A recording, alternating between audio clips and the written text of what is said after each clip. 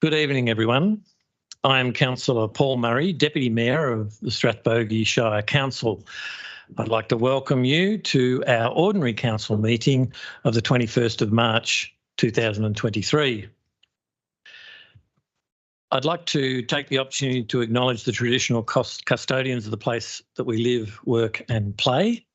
We recognise and respect the enduring relationship they have with their lands and waters, and we pay respects to the elders past, present and emerging.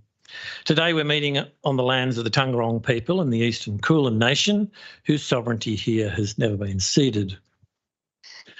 I'd like now to outline how the meeting will work this evening. We welcome the people to our public gallery and also those viewing this meeting through our live stream via our website. This meeting is being held in accordance with Strathbogie Shire's governance rules. If we have any technical difficulties during tonight's meeting, which means we are unable to stream the proceedings to the public, we will continue the meeting given that the public gallery is open. Voting by councillors at tonight's meetings will be held by a show of hands. If a councillor or officer has a conflict of interest in a matter, they will be asked to leave the meeting and no discussion on the matter will commence until we are sure that they have done so. The person will then be contacted to rejoin the meeting after the matter has been considered and the vote has been concluded. We have two community members who have registered to speak to an item on the agenda this evening. When I call on you to speak, could you please come forward and sit at the table in the front there to make your submission.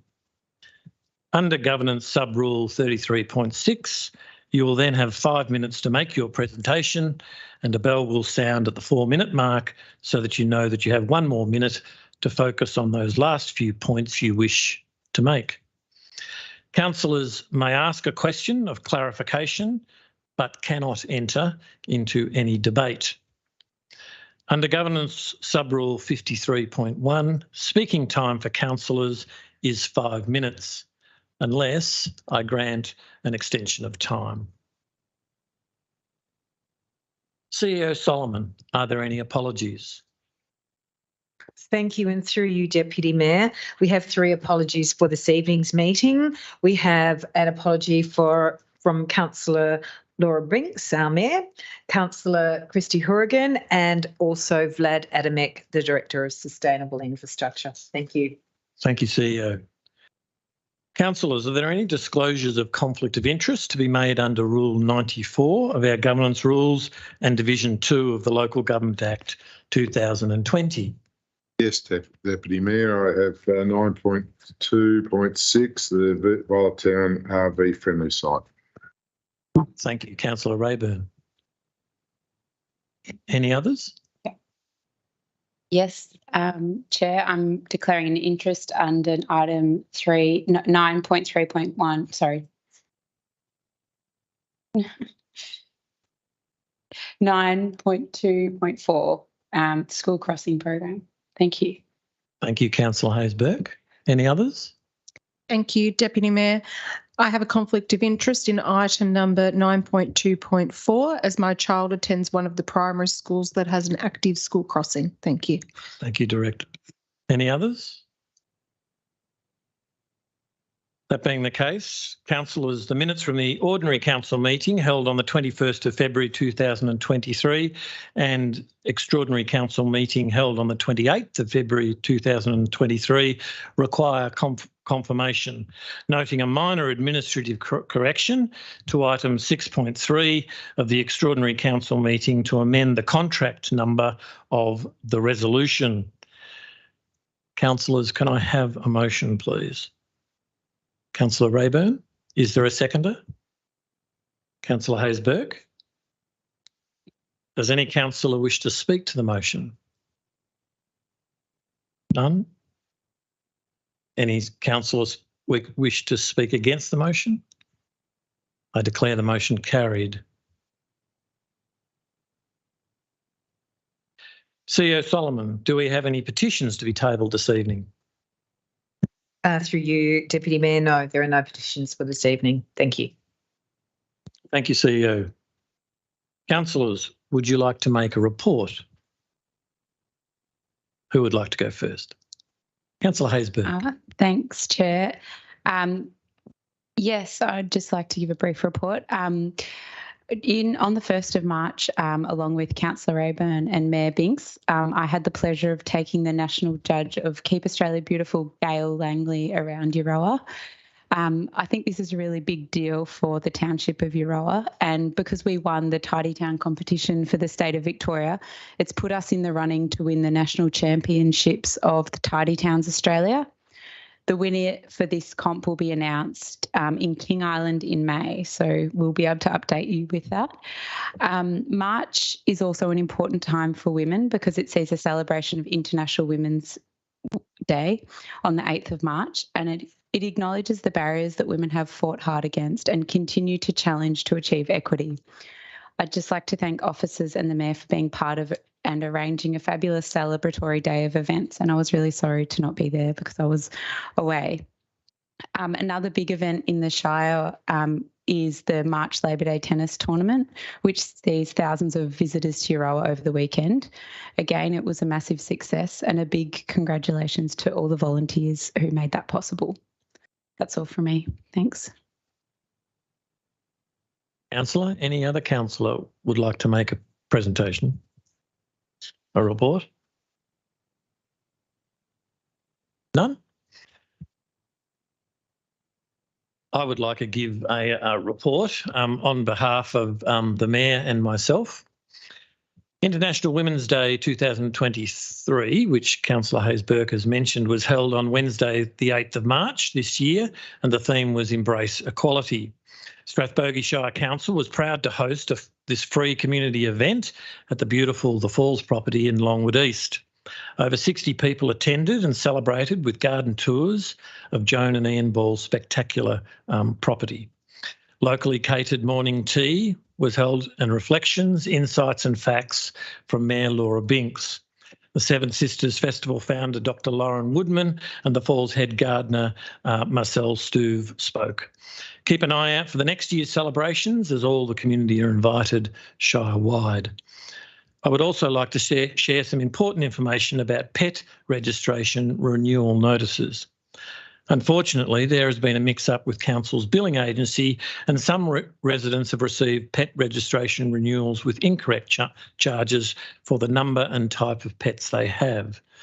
I urge all residents to please check your notices, and if you've been charged the incorrect amount, please go to the Council website or phone 1800 065 993 so officers may assist with any corrections that are needed.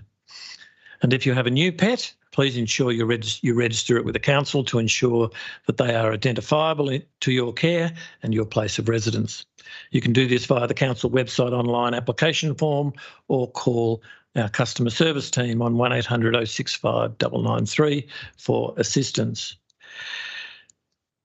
The Economic Development Strategy is open for public exhibition at our website, Share Strathbogie, and the Strathbogie Shire Council is developing an economic development strategy to support our economic development and our sustained growth for the local economy.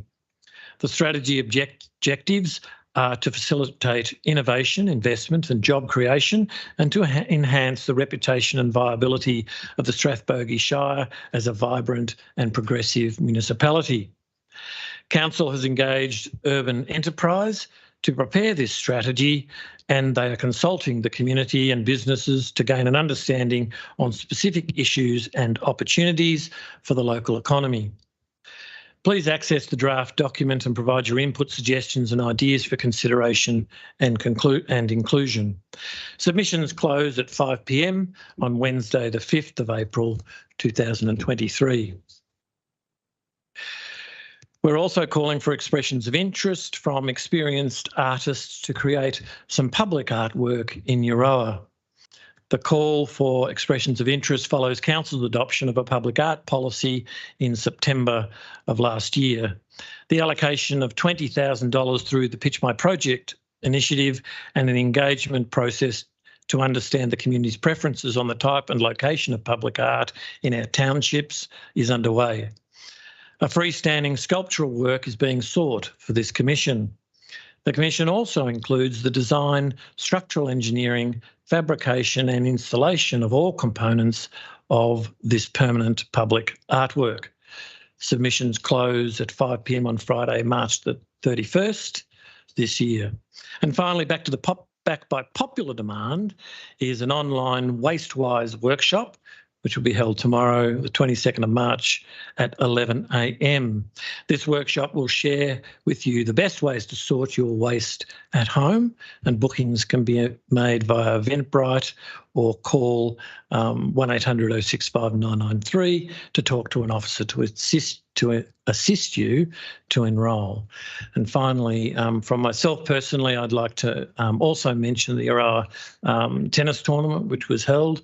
The fact that there were 650 participants who took part. I thank them for their invitation to come along to share some of that experience on the Sunday. And of course, that 650 spectators was augmented by many, many hundreds of spectators, including dozens of volunteers who also contributed to that. So thank you to all of those people.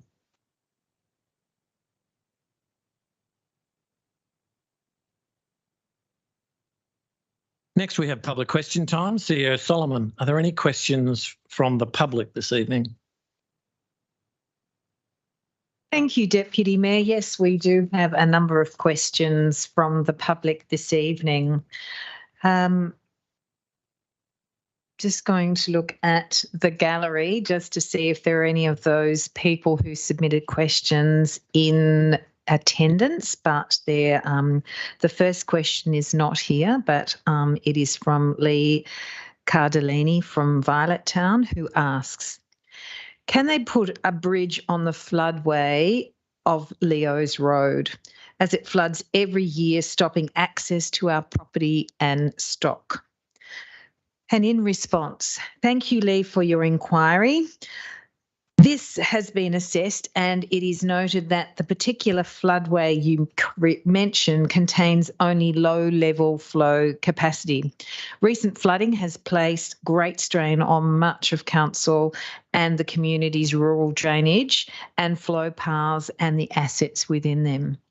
There are currently a number of low-level crossings across the Shire road network, which ultimately could be upgraded to cater for high flow where budget allows. Council is meeting its funding requirements for bridge renewal program for its current asset register.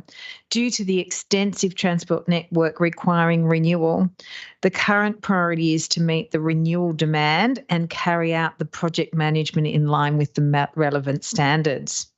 At this stage, maintenance allocations are available to service existing culverts.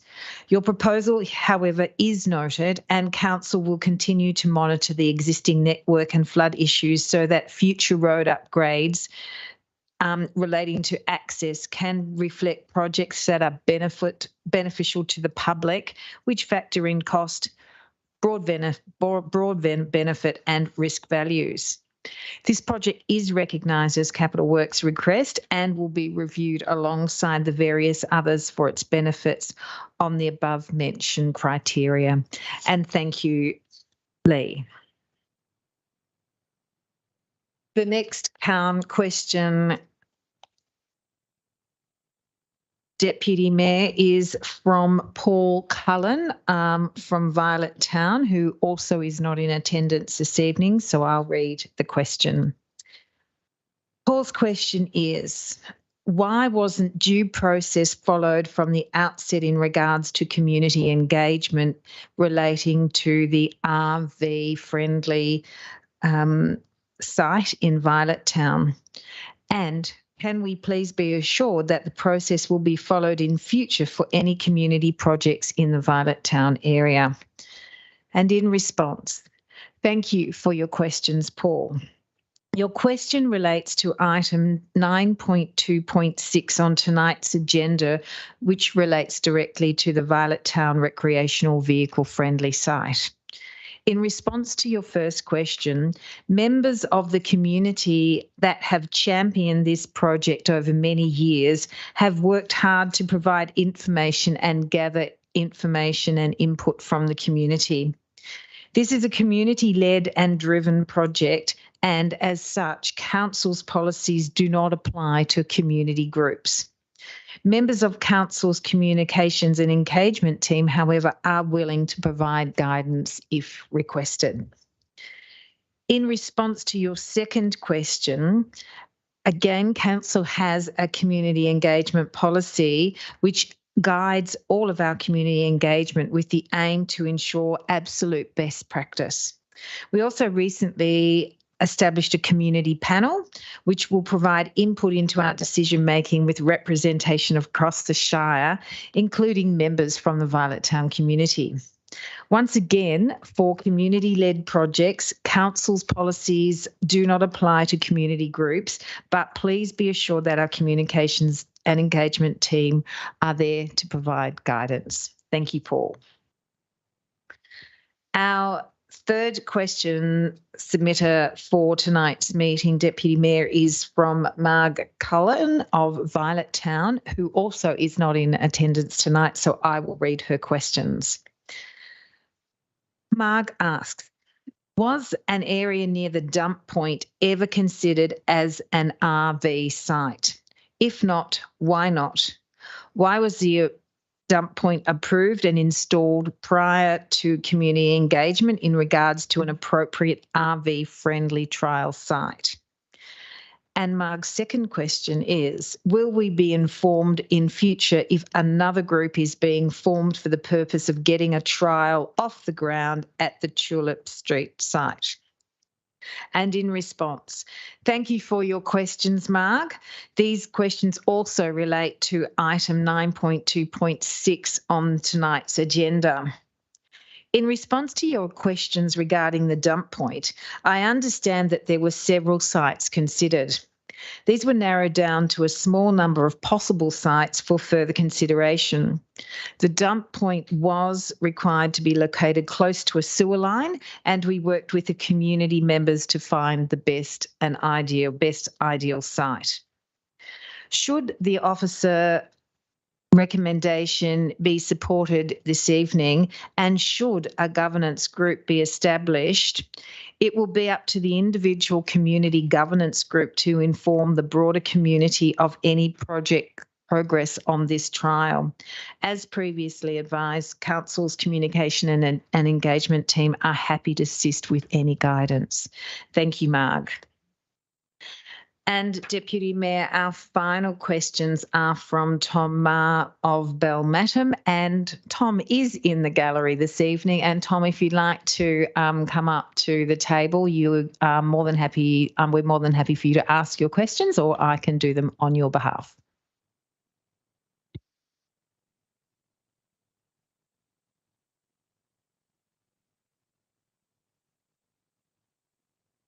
Thanks, Deputy Mayor, councillors and senior officers.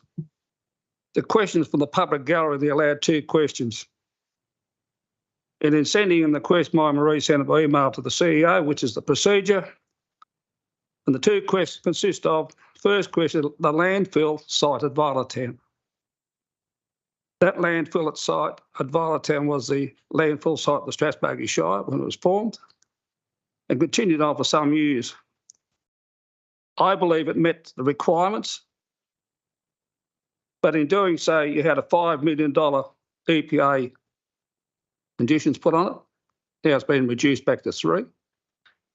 So what's the requirements to maintain the landfill at Violet Town? What is the requirements? Now that site consists of what the landfill site is. I know the boundaries. So how are you going to maintain that site? Or is the EPA going to come back again in a couple of years' time and give you another bill? That's the first question. Well, we might take them one at a time then, Tom. All right, that's your first question. Would you like us to answer that one, the CEO, to address that first? Well, or both together? We can deal with the first question. Perhaps hold on notice. It's a question of a fair bit of involvement, what's involved. You put it around 2 or 3 ways. The second question is road reserves in the Shire, the actual road reserves, the Shire Strathbogie control in the whole Shire, not just a part of the Shire, the whole Shire. Why is the Shire not keeping up to the future infrastructure for tomorrow?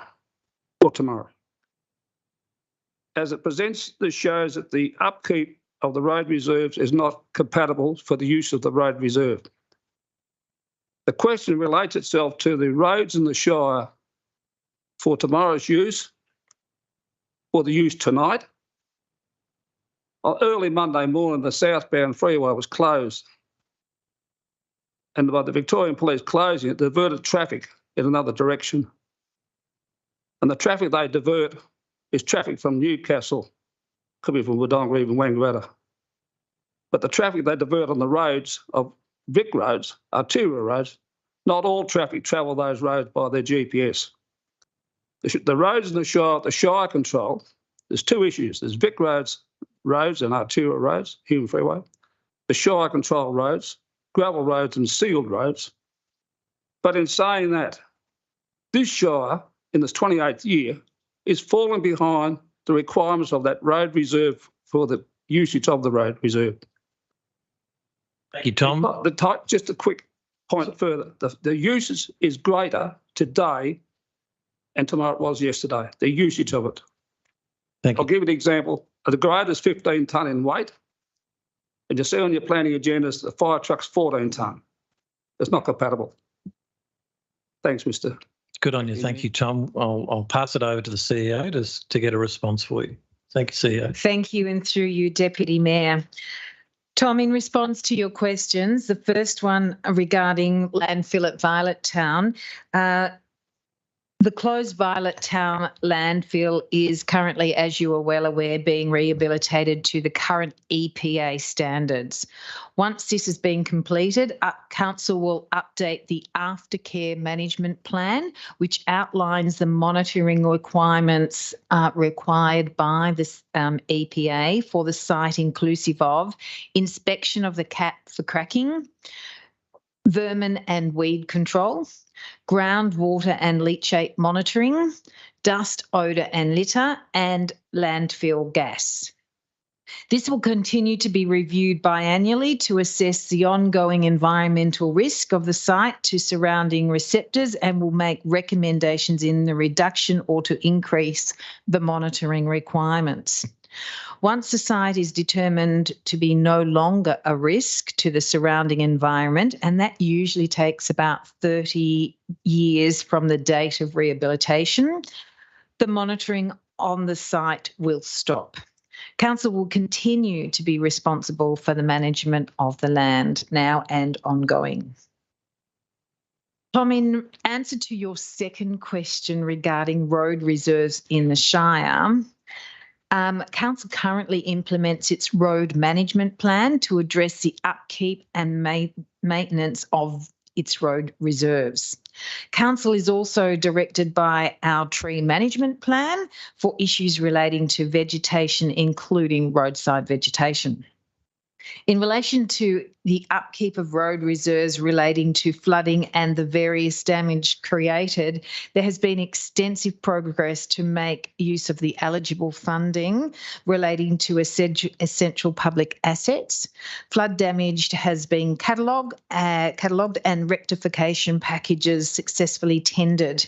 Council are currently inducting contractors ahead of the commencement of works beyond those which were emergency works.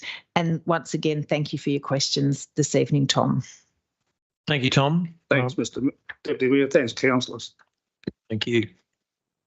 We'll now move on to the officer reports.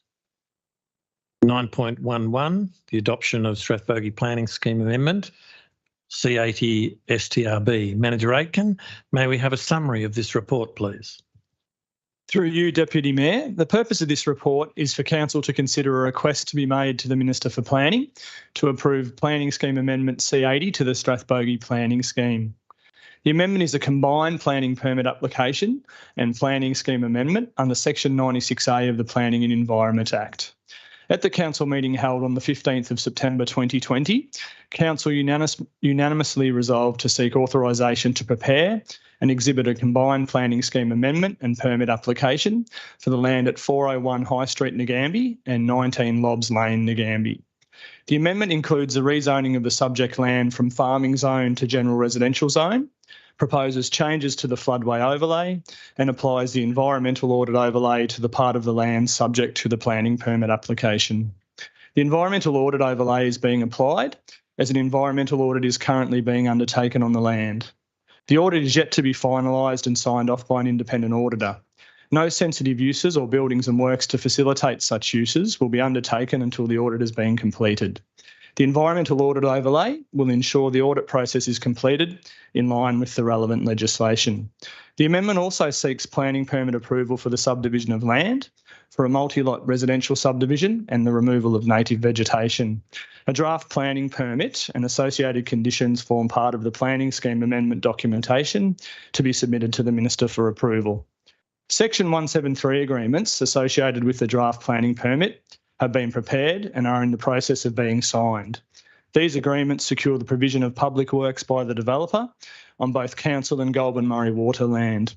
In principle, agreement has been obtained from all parties on the matters contained within these agreements. The amendment was placed on public exhibition for a period of 4 weeks. 3 submissions were received following the public exhibition period, 2 of which were from agencies, one being the Goulburn Broken Catchment Management Authority and the other Goulburn Murray Water. The 3rd submission was from a private landowner. All submissions received by council have been addressed, resolved and withdrawn without the need for a planning panel. As all submissions have been reviewed and resolved, council is now required to decide on the amendment. Council officers recommend that council adopt Amendment C80 and submit the amendment to the Minister for approval. The recommendation is on page 2 for council's consideration. Thank you, Matt. Thank you, Manager Aitken. Councillors, are there any questions of clarification of the officer? There are none. Councillors, we have, one question. Councillor Haysbert. I have a few questions. Thanks, Manager. I just wasn't sure, sorry, if the applicants were speaking. So with this development, how are we responding to the urban heat island effect, which we find occurs in large developments of it, similar to this one? Thank you. Through you, Deputy Mayor. So the development will provide for sizable landscaped open space network throughout the various stage of the development. And also there'll be the provision of street trees within each stage of the development to help with that. Additionally, efforts have been made to locate a shared path along the foreshore of the land, along the lake foreshore, and every effort's been made to work with the developer and Goulburn Murray Water to locate that path outside of the tree protection zone to ensure the retention of as much significant vegetation as possible. So all of this will help with reduction of the urban heat map. Will future residents of this development have pedestrian and cycling access then to the commercial centre of Nagambie? Correct. So the internal footpath network that will need to be constructed within the development will link up to the existing footpath network within the township along High Street. Okay. So I suspect that this is a better example of how planning scheme amendments should occur because there's a concept plan being incorporated into the planning scheme amendment. Is that right? I guess I know this is a joint application for both. But there's definitely benefits in a combined amendment process wherever possible, because what it does is it provides certainty for all parties involved in the process, including the community, and that way everyone has a better understanding of what will ultimately be delivered on the ground. Correct. Okay, thanks. And just one final question. Noting that we've just completed a planning scheme review and it suggested that we develop a settlement strategy for our towns, does this development fit in line with the settlement strategy for Nagambie? Thanks for the question through you, Deputy Mayor. So it fits in with the Nagambie Growth Management Strategy, and it's an area that's been identified as suitable for future residential development and rezoning. It will be in line then with our settlement strategy. However, the settlement strategy will be a broader document that will more look at future areas of growth within the townships, but it's certainly land that's been identified as suitable for rezoning and residential purposes. Thanks. Thanks for that. Thank you, Councillor. Are there any other questions of clarification from the officer? There being none, I'll I'll invite councillors, two people who wish to speak to this item this evening, Jane Macy from Shire and Chrissy McNeil from CRC Constructions. Welcome to both of you, and if you could please come forward and ask your questions and turn your mic on. You have 5 minutes to make your presentation, and we'll get a warning at 4 if you need it. Thank you. Thank you, Deputy Mayor, councillors and senior executive team for the opportunity to speak to you tonight about this very exciting project that is before you for consideration. As Deputy Mayor said, I'm Jane Macy. I'm a Principal Town Planner with Shire based up in Shepparton, and Chrissy McNeil is with CRC Constructions Project Manager for this project on behalf of the Ryan family. So I suppose at the very outset of this project is you're all aware that Mr Ryan owns and runs a number of properties in the area and a number of businesses relating to tourism, agriculture, hospitality and construction, and all of those need people to keep those businesses ticking over. He saw the opportunity to provide some residential development, not only to house the growing population of Ngambie, but also some of his staff that he would attract and retain to work in some of those businesses that he runs, and also businesses in the town as well. And I'm sure over the passing of time that we've been working very closely with council on this proposal, you will all be aware of the critical shortage of residential accommodation for not only key workers but also people who are moving into this area as well. So this project brings to light Mr Ryan's vision for that site. He was also very keen to develop the property sympathetically to its environment. And if there is a plan, I think, in your report, you can see that it really picks up those elements of water and nature. And a lot of the streets provide direct access and view lines straight to that water. There's a number of open spaces provided which capture the natural environment, and they will all be landscaped with Indigenous species. And there's already been quite some considerable consultation with the traditional owners of Taungurong about interpreting their story for the property and reflecting their story in street names, landscaping species, interpretation on the site, wayfinding signage and things like that as well. So those open space areas will be scattered throughout the property in key points, but also provide an overall connection back to the shared path network, which will run alongside the water, and also the main focus of you'll see the main area of open space is alongside the water, which will also contain some water treatment, wetland, rain gardens in that area as well. So the vision really brings to light a lot of Mr Ryan's thoughts initially about providing a modern residential environment, but picking up those key attributes of the environmental of the traditional owners of the site and its location proximate to the town centre of Ngambie. It is in a strategic location in terms of its location. It's perhaps the next cab off the rank in terms of the Ngambie growth management strategy. And we've been working with Manager Aitken and his staff and predecessors for a number of years in terms of working through those planning strategies and the planning scheme provisions to bring this project to light. Most of you will be aware that there's a lifestyle village being constructed on the site that's being developed and sold at a far greater rate than ever anticipated, which shows a demand for that type of development in Ngambie. And the idea is that this development will provide for life stages and different household types over the duration of people's life cycles, and it will integrate in with the rest of the development as well. So in summary, you've seen the plan before you. It's 260 lots across about 40 hectares to be constructed in about 5 stages. There's a variety of lot mixes. There's some larger lots in appropriate areas, some smaller lots abutting onto some open space, and some standard residential lots that the market's demanding in this area. I've talked a bit about open space. We have, as Manager Aitken just explained, we have worked very closely with the people who put submissions in, and we're in agreement with the draft 173 agreements that have been drafted and now finalised for execution with both the authorities and with the neighbour to the north.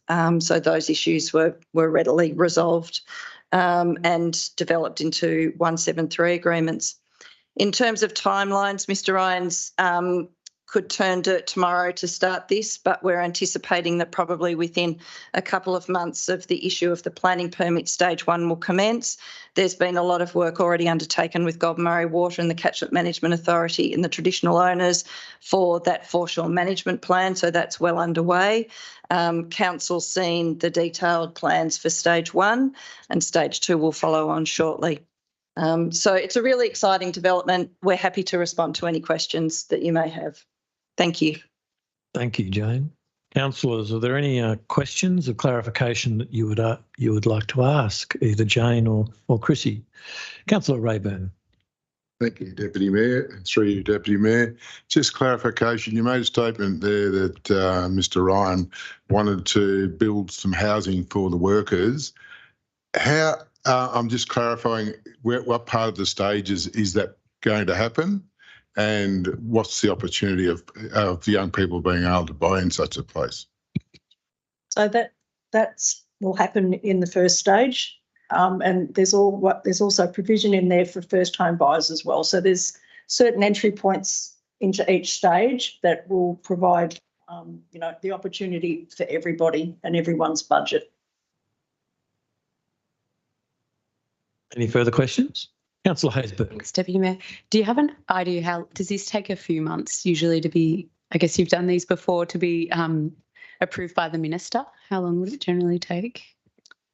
That's a really great... You don't know. It could be. So I guess you can't do anything until... So there's a statutory timeframe that is under the regulations that council need to provide documentation to the Minister's department.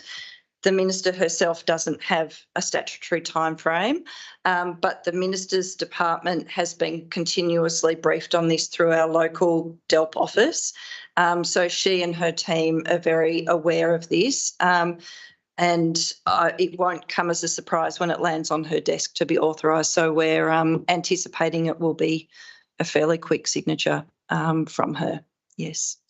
But yeah, there's no statutory timeframes, but hopefully she'll move on it pretty quickly because, yeah, it'd be good to get going. Thank you, Councillor Haysbert. Are there any other questions from councillors or clarification? That being the case, thank you very much for making your presentation. I'd ask you to turn off your microphone and return to your seats, please.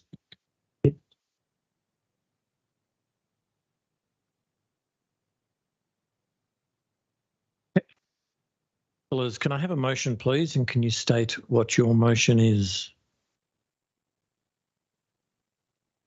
Councillor Dickinson. Is there a seconder for the motion? Sorry, Councillor Haysbert. I'm just calling for a seconder. Sorry, we just need to know what the motion is before we call for the seconder. Okay. Yep. Thank you, Councillor Dickinson. Could you tell us what the motion is, please? The motion is as stated on page 2. I move that be accepted. Thank you. Is there a seconder to the motion? Councillor Haysbert. Does the mover wish to speak to the motion?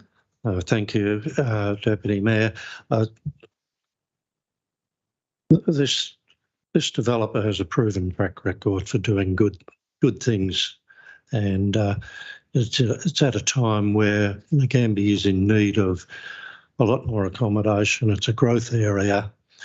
This development ticks all the boxes as far as I'm concerned, and I recommend it to be voted in favour of. Thank you, Councillor Dickinson. Can I ask the seconder if they wish to speak or reserve your right? Reserve your right. I'm happy to speak now. Okay, yeah. Yes, speak to the motion. Yeah, I understand this has been a huge piece of work. It's been about 3 years in the making, and there's a lot riding on this development. So I guess congratulations to the officers for getting it to this point. It's in line with the growth strategy for the area and the need to make room for the diversifying and growing population of Ngambie.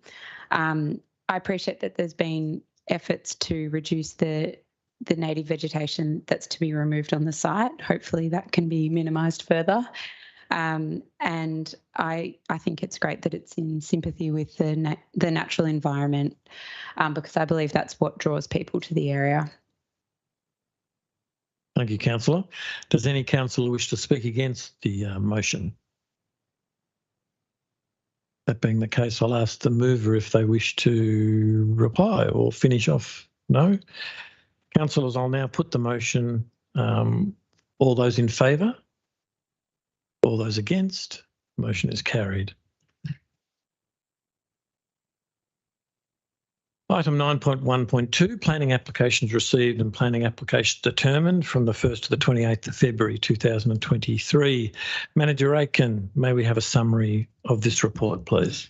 Thank you. Through you, Deputy Mayor, I refer you to page 13 of the agenda, where it's noted that there were 20 new planning permit applications received and 20 new planning permit applications decided upon during the reporting period. A mixture of applications were received during the reporting period, including a number of applications for dwellings, subdivisions and commercial developments. The recommendation is on page 13 for Council's consideration. Thank you, Manager Aiken. Councillors, are there any questions of clarification of the officer?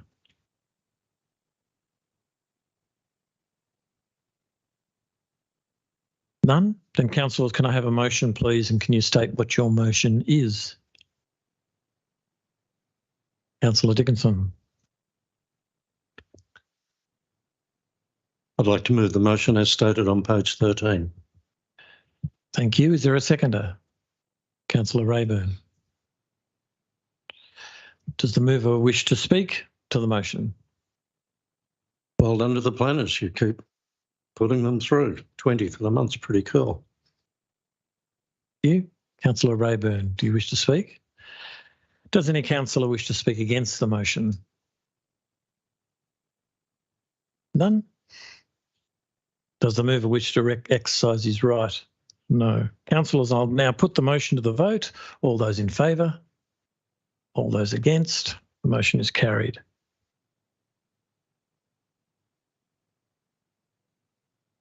Moving on now to item 9.2.1. The Grants Program 2022-23 Small Projects, application from Southern Aurora Memorial Committee. Director Tingay, may we have a summary of this report, please? Thank you, Deputy Mayor. Councillors, we have received an application from the Southern Aurora Memorial Committee to auspice the Violet Town Action Group, under the auspice of the Violet Town Action Group to our small projects funding stream. The request is for cash funding of $1,000 to contribute to the costs of gardening contractor to assist with the restoration of the garden, which also includes weeding, prior to the planned celebration for the 150th anniversary of the railway coming to Violet Town. Following the assessment process, it is recommended that $1,000 of cash funding be allocated to the project, and there is a recommendation on page 15 for Council's consideration this evening. Thank you, Deputy Mayor Murray. Thank you, Director. Councillors, are there any questions of clarification for the officer? That being the case, councillors, can I have a motion, please, and can you state what the motion is? Councillor Hayes-Burke. I'd like to move the motion that we adopt the recommendation on page 15. Thanks. Thank you. Is there a seconder? Councillor Dickinson.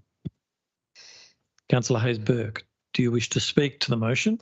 Yeah, I think it's great that the community is putting together an event and celebrating the 150 years of the rail coming to Violet Town. So, yeah, I think it's a worthy cause for council to contribute to. Thank you. Thanks. Councillor Dickinson, do you wish to speak? No. Does any councillor wish to speak against the motion?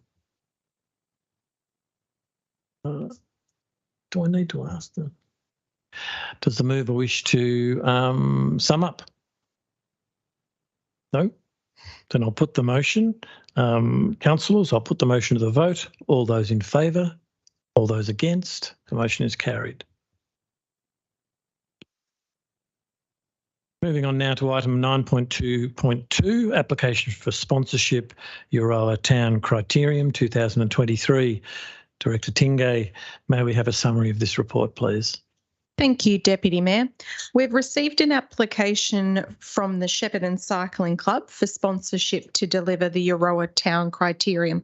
The sponsorship request was for a cash contribution of $5,000 to go towards the traffic management and official timing on the day of the event. The Euroa Town Crits, as it's informally known as, is planned for the 22nd of April, the day prior to Ride the Ranges Euroa event. Following the assessment process, it is recommended that Council approve sponsorship of $3,000 towards the event. This recommendation for partial funding is due to the demonstrated demand for sponsorship funds to date and is consistent with other applications approved by Council this financial year. There is a recommendation on page 20 for Council's consideration. Thank you, Deputy Mayor Murray. Thank you, Director. Councillors, are there any questions of clarification of the officer? None? Then councillors, can I have a motion, please? Could you state what your motion is? Councillor Andrews. Thank you, Deputy Mayor. I recommend that, or I move that the recommendation on page 20 of the agenda be adopted. Thank you. Is there a seconder? Councillor Dickinson. Sorry, Councillor Rayburn. Does the mover wish to speak to the motion? Thank you, Deputy Mayor. This is a consistent amount with other grants that have been handed out to various groups in the community. These sort of events are very important for our Shire all round, and I support the grant to them.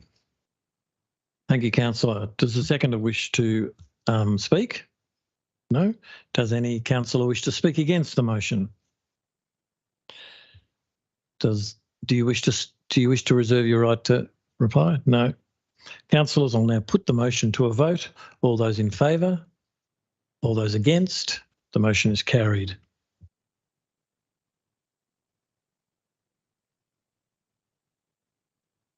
Moving on to item 9.2.3, community flag flying policy and procedures. Director Tingay, may we have a summary of this report, please?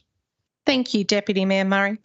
At the November 2022 Council meeting, Council received a question from a community member asking if Council would fly the Rainbow Pride flag on the 17th of May.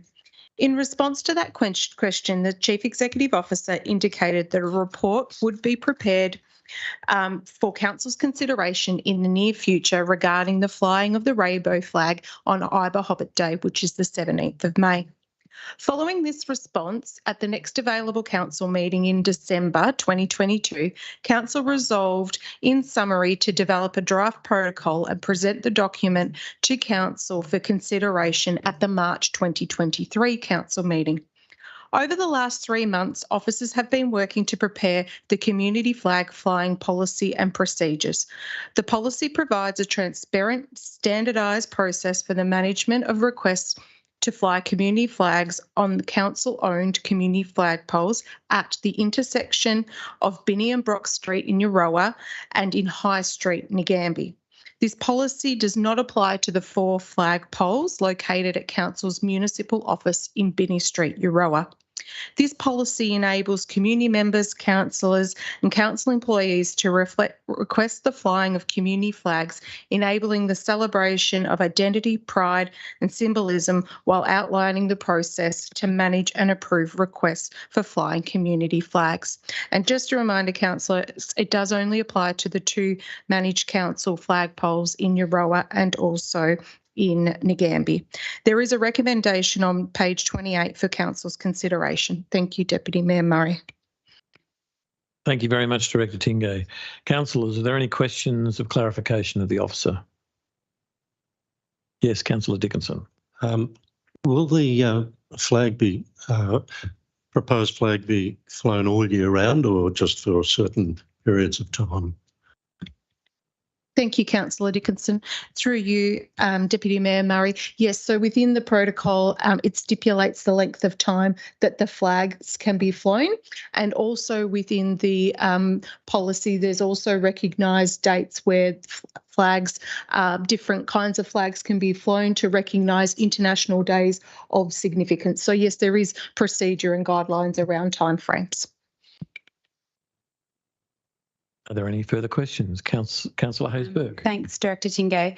I just wanted to understand, will the resident who raised this initially in the council meeting, will they be made aware of the policy and the application form as part of this?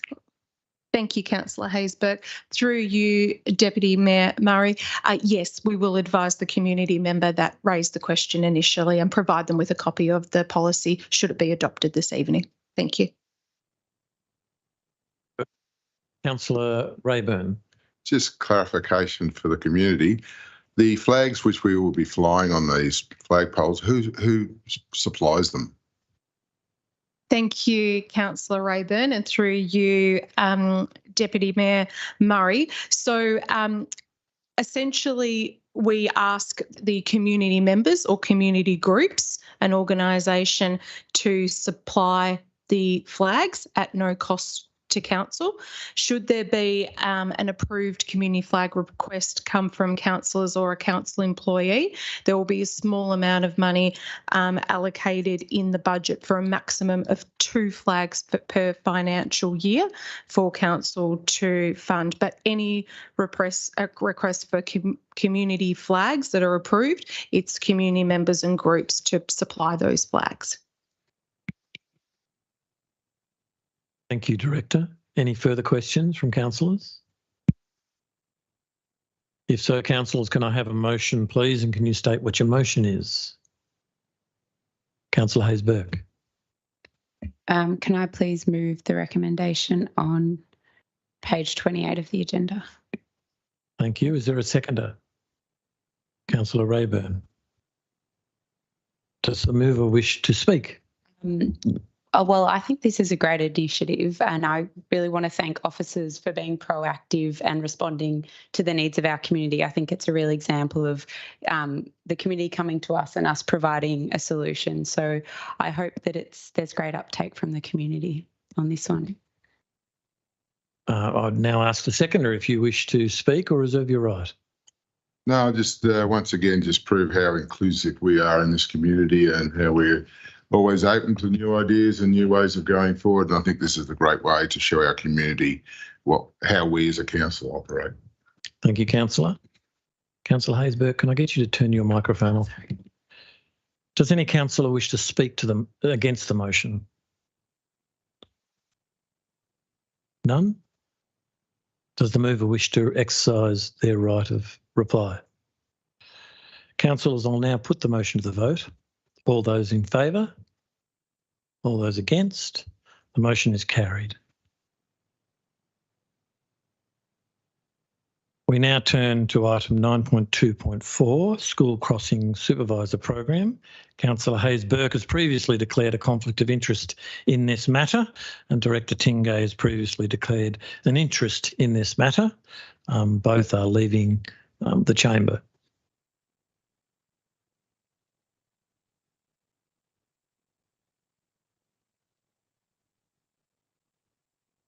We'll just wait for a moment for the doors to close.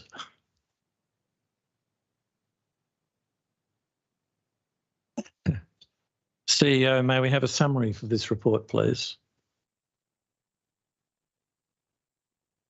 Thank you, and through you, Deputy Mayor.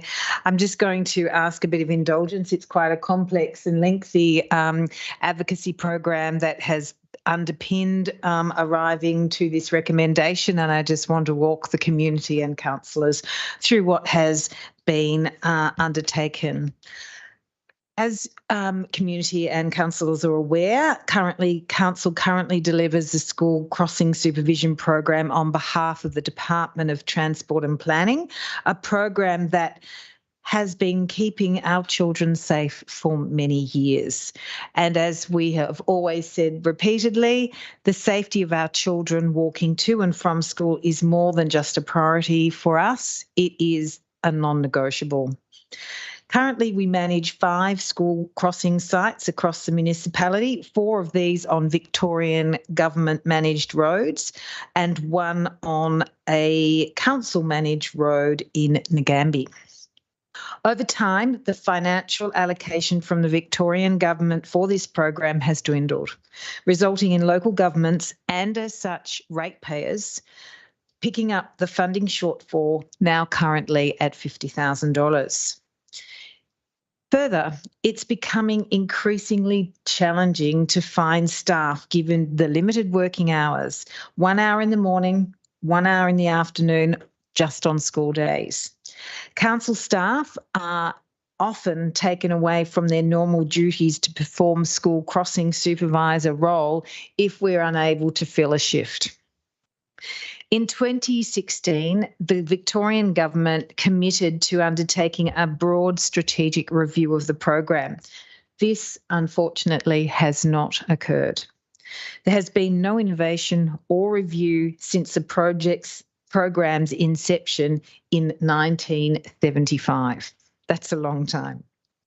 Because of this issue, this is an issue facing the Victorian local government sector, the City of Monash is leading an advocacy campaign with the support of the Municipal Association of Victoria and a representative committee made up of other council representatives to seek restoration of funding for this critical service.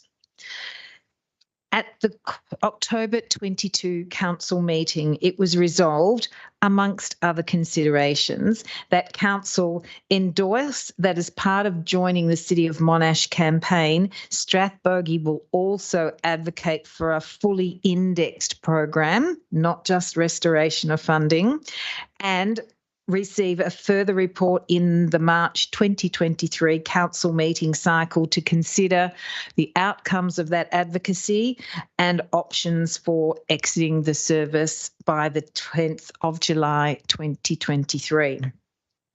As part of the City of Monash advocacy campaign, meeting requests have been made to meet with the relevant Victorian government ministers. This has also been unsuccessful. There has been widespread newspaper articles outlining the inequity in the school crossing supervision program and the need for a fully funded service. The Euroa Gazette reported on the council resolution and information has been sent to schools with active crossings to advise them of the current situation. They've also been advised of the draft report, of the draft recommendation in front of you this evening.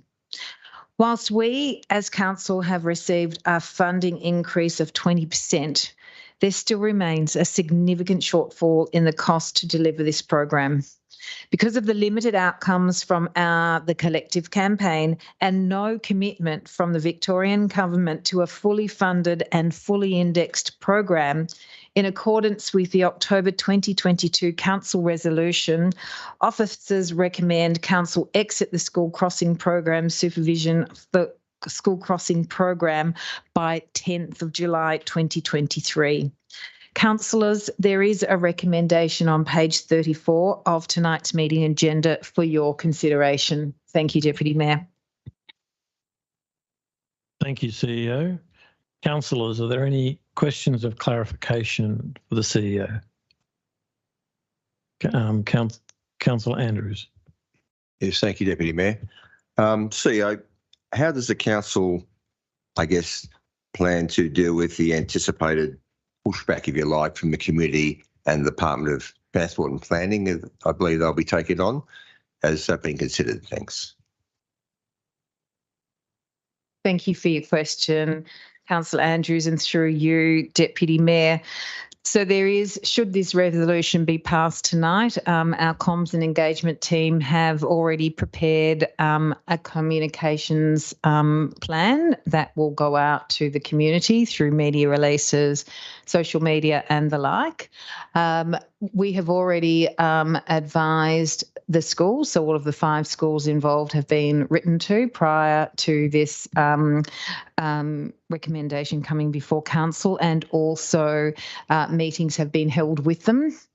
And we've also had conversations with our staff around the potential of this program to cease in July 2023. So yes, whilst we do anticipate there will be some people in the community that will push back, we have also been incredibly open and transparent in having a public council report in October last year. Media picking up on that recommendation, and also our open communications with the school and our staff. So we hope that that will alleviate some of the concerns. The Department of Transport and Planning may not appreciate this program being handed back to them, but it is their program at the end of the day, and it is then for them to deliver. Thank you, CEO. Councillors, are there any other questions of clarification for the CEO? Councillor Dickinson. Thank you, Deputy Mayor. Mine's probably a 2-part question. You mentioned that schools have been spoken to and whatever. I'd be interested to know what sort of feedback you got from the schools. And secondly, have the schools or the school communities come up with any possible plans that they can implement to try and overcome the situation that's going to occur, or will appear to be going to occur? Thank you for your questions, Councillor Dickinson, and through you, Deputy Mayor. Unfortunately, I'm not aware of the feedback that has come back from the schools after the conversations. I wasn't part of that, and unfortunately, I can take that on notice and come back to you and all other councillors what that feedback was. In terms of possible plans going forward, that if this is endorsed tonight, that will be part of the conversations that we will have with the schools and the Department of Transport between now and the date in July. So that will be the work of the focus of the officers. Thank you. Thank you very much, CEO. Councillors, is there any other questions of clarification of the CEO? None. That being the case, councillors, can I have a motion, please? And can you state what your motion is? Councillor Rayburn. Thank you, Deputy Mayor. I move that the recommendation as printed on 34 be adopted by Council. Thank you, Councillor Rayburn. Is there a seconder to the motion? Councillor Andrews. Does the mover wish to speak to their motion? Thank you, Deputy Mayor. I do. I understand how community will be a little bit disheartened with this decision made by Council tonight, but the reality of the whole situation is in 1975, the state government of Victoria were paying 100% of this funding. Today, we are paying 62% of it. The state government's paying 38%. Once again, it's just a typical way of state government moving the shift of money from their books to our books. And once again, our community have to pay.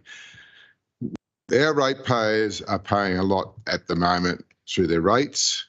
And why can't the whole of Victoria look after all the kids of Victoria through their tax-paying money?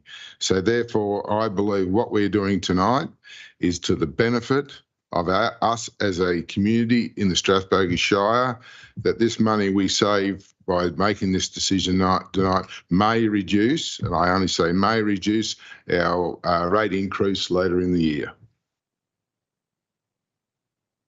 Thank you, Councillor Rayburn. Can I ask the seconder if they wish to speak now or reserve your right? Thank you, Deputy Mayor. I do.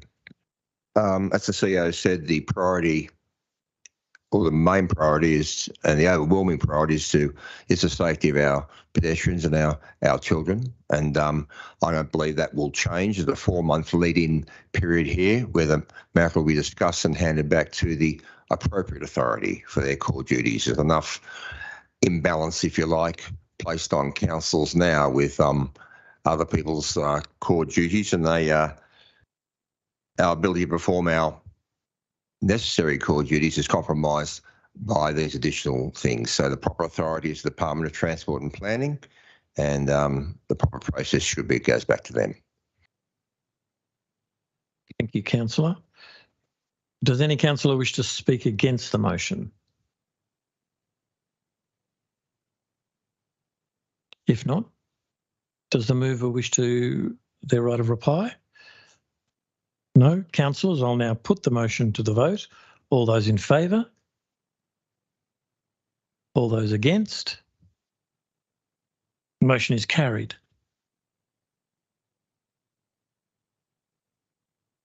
I'll now call on those that are out to come back in.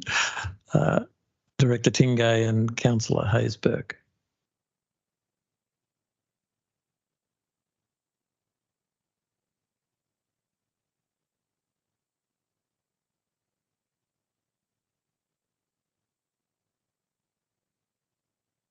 We'll now move on to the next item, 9.2.5, the William Pearson Bequest 2022-23. Director Tingay, if you've caught your breath, may we have a summary of this report, please? Thank you. Through you, Deputy Mayor Murray. Since 1969, Strathbogie Shire Council, or therefore equivalent before 1994, has been administering the William Pearson Bequest. William Pearson ran a successful plumbing business in Euroa and was very active in his community, holding memberships and generously supporting the Fire Brigade, Rifle Club, Cycling Club, Town Band and Kindergarten. Following his death in 1963 and the subsequent death of his family members whom had no children, as per William's instructions contained within his will, the residuary estate was transferred to the Shire Council of Euroa to be applied by in its discretion for the benefit of Euroa of children's playgrounds, kindergartens, parks and gardens, the Euroa Town Band and for general beautification of the town. There is currently 17,940 available in the bequest. Every year since its inception, and also based on available records, there has been a payment made to the Euroa Band, which has been used to part fund a stipends for their musical directors. From the records historically available, the bequest has been allocated to the Euroa Citizens Band, excluding 7 allocations that have been made to other projects in various years. From records dating back to 2003, the William Bequest was included as part of Council's Community Grants program. In 2016, the Euroa Citizens Band were informed by council officers that they could not use the funds to pay wages as per the community grant guidelines of the time. In 2017, the band requested that they be exempt from the community grant guidelines to enable them to apply and pay for their musical directors. In the 2017-18, the community grants guidelines were adjusted to allow the band to apply for the bequest to support the stipend of the musical directors. At the Ordinary Council meeting on the 20th of February 2018, and as part of a scheduled review of the community grants program, the council in part resolved to remove the William Pearson bequest from the community grants program, these funds to be provided to the Euroa Citizens Band on an annual basis for their operations by way of submission and an acquittal report annually. In its current format, there are no guidelines. For this grant payment, and over the past 4 financial years, 2,500 has been allocated through a non-competitive process to the band, and they've used the funds to pay a stipend to the musical directors. In its current format, the bequest will continue to be administered and require council resources under this process for around another 7 years for a very small amount of funding. Whilst the current funding arrangement is not fully reflective of the instructions contained in William Pearson's will, under the current arrangements and the 2018 Council resolution, the Euroa Citizens Band are the sole beneficiary of the bequest. Based on this, council officers are proposing that council consider the allocation of the balance of the William Pearson bequest via one final allocation to the Euroa Citizens Band during the 2022-2023 financial year upon receipt of a tax invoice for the purposes of the group's operations and at their discretion. It is also noted that in 2022, council officers were approached by the band requesting $15,000 funding to upgrade the William Pearson Hall kitchen facilities. Officers responded in November proposing that the upgrade be funded by the bequest, which the band did not support. There's a recommendation on page 43 of the agenda for council's consideration. Thank you, Deputy Mayor Murray. Thank you, Director. Councillors, are there any questions of clarification of the officer? Councillor Rayburn. Yes, thank you, through you, Deputy Mayor. Clarification, when money is put in, bequested to the council, is it placed, where's it placed so we can administer it? I just try to understand for the community. Thank you, Councillor Rayburn, and through you, Deputy Mayor Murray. So there is a separate ledger item, if you like, a separate account where the bequest money is placed into. This is an unusual circumstance. As I understand, it is the only bequest money that the council does hold, but it is acquitted and allocated separately to any other grant program or funding. Does it earn interest? Through you, Deputy Mayor Murray, may I please pass that question over to Director Bray for her response? You may. Director Bray. Yes, thank you. Through you, Deputy Mayor. Yes, we do calculate interest again, so it's in a separate account and a separate line item, so that we can acquit that and be really transparent about where it's gone. And yes, it has been accumulating interest, but not very much given the interest rates at the moment. Thank you. Thank you, Director Bray. Councillors, are there any other questions or clarification? Councillor Dickinson. Yeah, thank you, Deputy Mayor. These are not the exact words you used, but I got the impression that it's not exactly compliant with the wording in the will. Was that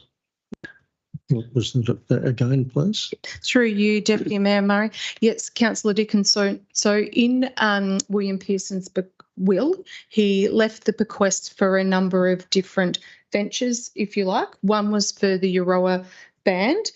There were also other things such as kindergartens, town beautification, and a number of other things.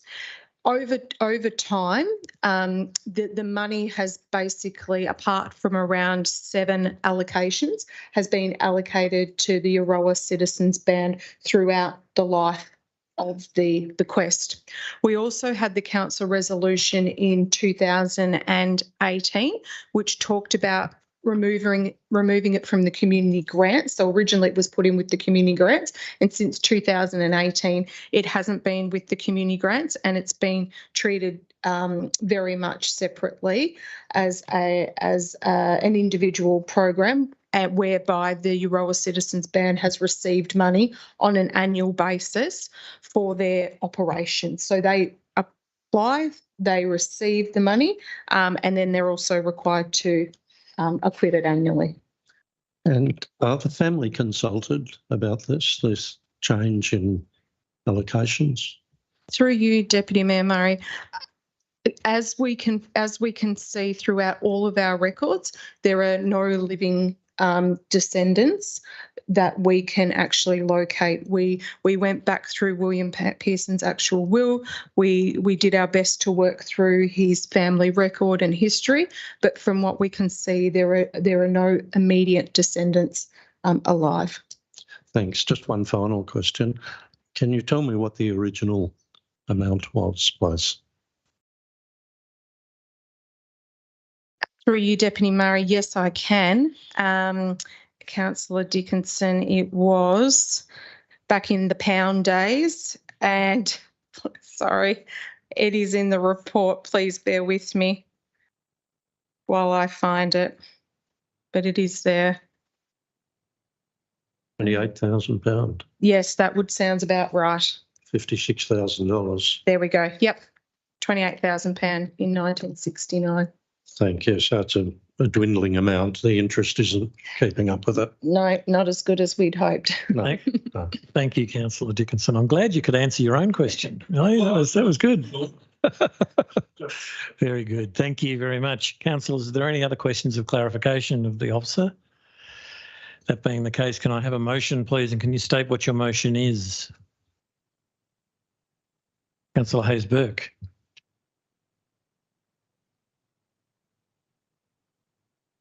Please move the motion on page 43 of the agenda. You may. Is there a seconder for the motion? Councillor Rayburn. Does the mover wish to speak to the motion? Yeah, I mean, this clearly was a very generous donation to the Shire of Euroa at the time. So I don't want to downplay that. But I think that, and I think this is really good for the Citizens Band. I know there was initially some concern around it because their yearly allocation would be changed. But they are now going to, if this motion gets passed, have complete autonomy over the bequest and the money, and they can use that to either pay their musical director or contribute it to funds for the upgrade of the band hall if they wish. It's clear, I guess, that council's really not in the business of receiving bequests due to the administration and the auditing process that's required, I guess, at a local government level. So I think this is a good outcome for the band and probably a good outcome for council. You, Councillor. Does the seconder wish to speak now or reserve their right? Councillor Hayes-Burke said everything I was going to say. Thank you. Does any councillor wish to speak against the motion? That being the case, Councillor Hayes-Burke, do you wish to sum up? No? Then councillors, I'll now put the motion to the vote. All those in favour? All those against? The motion is carried. We turn to the next item. Councillor Rayburn has previously declared a conflict of interest in this matter and will leave the chamber. We'll just pause for a moment while the doors close.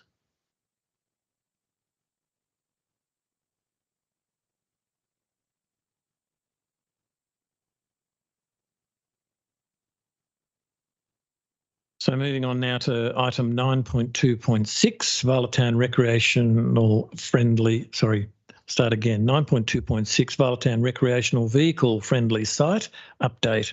Director Tingay, may we have a summary of this report, please? Thank you, Deputy Mayor Murray. Council officers have been working with members of the Varlatown community regarding a potential recreational vehicle friendly site. Following a resolution in 2020, Council approved to support future 4-month trials in other towns in the municipality. A partially suitable possible site has been identified at the Varlatown Recreation Reserve along Julep Street. The Varlatown Recreation Reserve currently does not have a committee of management in place, resulting in council becoming the party responsible for the management of the site, even though the land is owned by the Department of Energy, Environment and Climate Action. The site has some significant limitations that need to be considered by council and the potential manager of an RV-friendly site. Throughout this process, it has become evident that there is a combination of community support for and opposition to free to low-cost camping in Varlatown and at this particular site.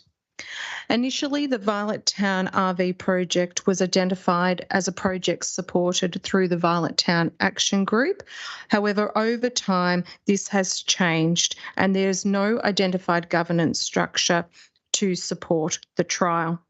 Given these matters, it is recommended to place the project's support on hold, which Council provides, until such time that there is a formally community-led RV-friendly site group established. Once such group is established, Council officers would then look to recommence the provision of support and guidance to the project.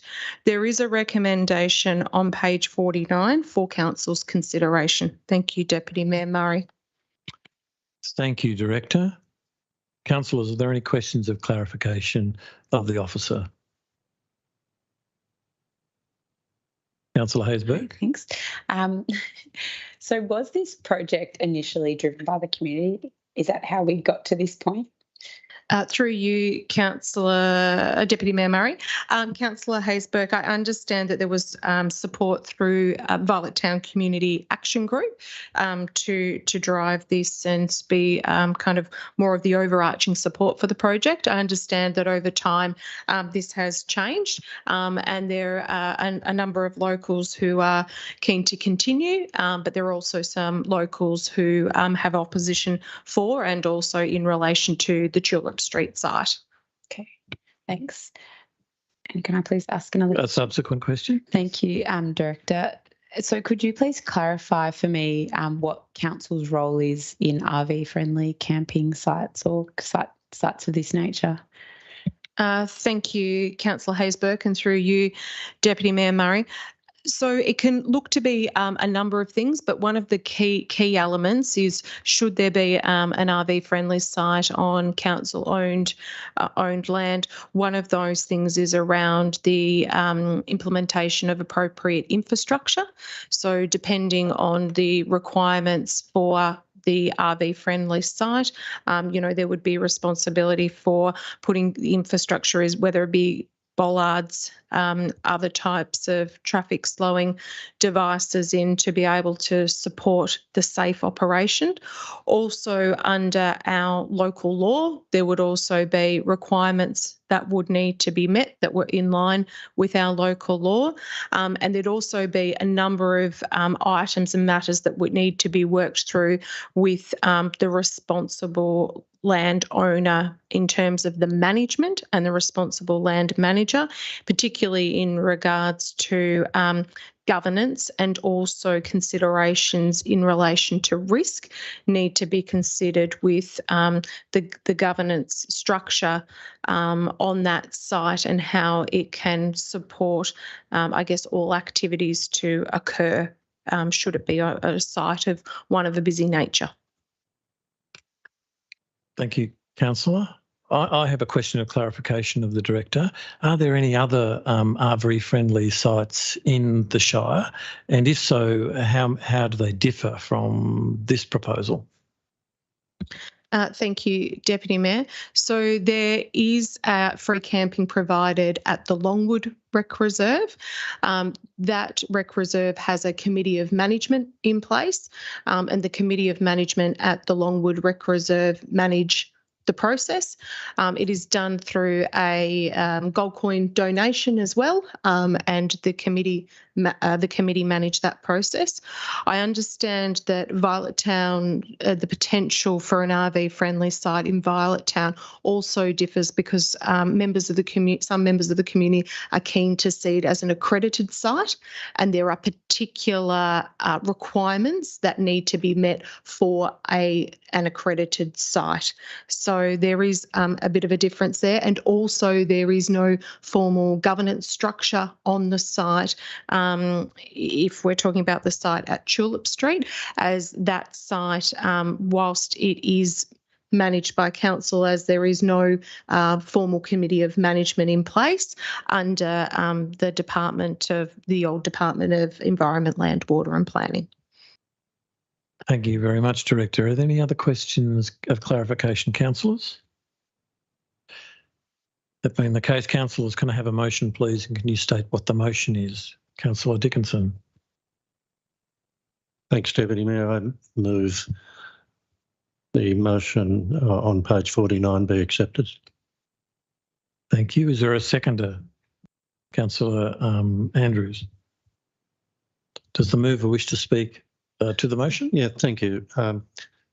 I think it's a terrific concept, and Violet Town has a lot to offer now these days, and to encourage tourism and RV vehicles, I think is really important for the town, and the other things can be sorted out as the process continues, such as location, and that can be worked with through the officers and through the governance group. Thank you. Does the seconder wish to speak now or withhold? They're right. Sorry. Thank you. Is there a councillor wish to speak against the motion? No. Is there a councillor who wishes to speak for the motion? Thank you. Thanks, Deputy Mayor. Yeah, I think it's sensible to put this project on hold until the community wants to drive it, because it's clear that there needs to be a community of management for this to be successful. And I see council as supporting and catering for RV people and campers through the provision of the dump point. So hope that already does encourage tourism to town through needing to utilise the dump point. So council's definitely in support of it. It's just we need the community to drive it. Thanks. Thank you, Councillor Hayes-Burke. Does the mover wish to sum up? No. Councillors, then I will put the motion. All those in favour? All those against? The motion is carried. I now invite Councillor Rayburn to re-enter the room. Thank you, Councillor Andrews, for inviting him back in.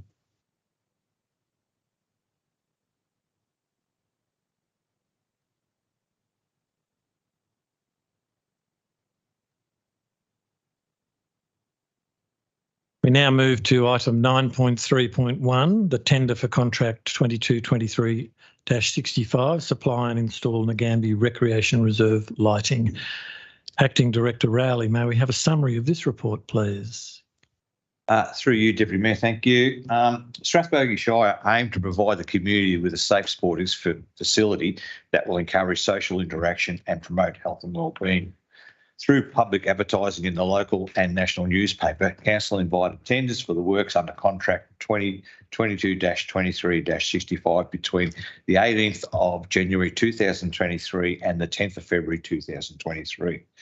2 tender submissions were received for the works. These tenders have been assessed and evaluated by council officers, and a summary of the result is shown in the tables in the confidential appendix. Having considered the results of the evaluation, it is recommended to council that we award the tender for the contract to Waters Electrical Pty Ltd based in Shepparton, Victoria. Thank you. Thank you, Acting Director. Councillors, are there any questions of clarification for the officer? Councillor Hayes-Burke.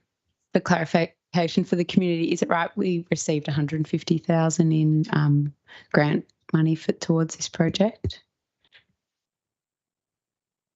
250. Yes, 250. Sorry, 250. Okay, thanks for that.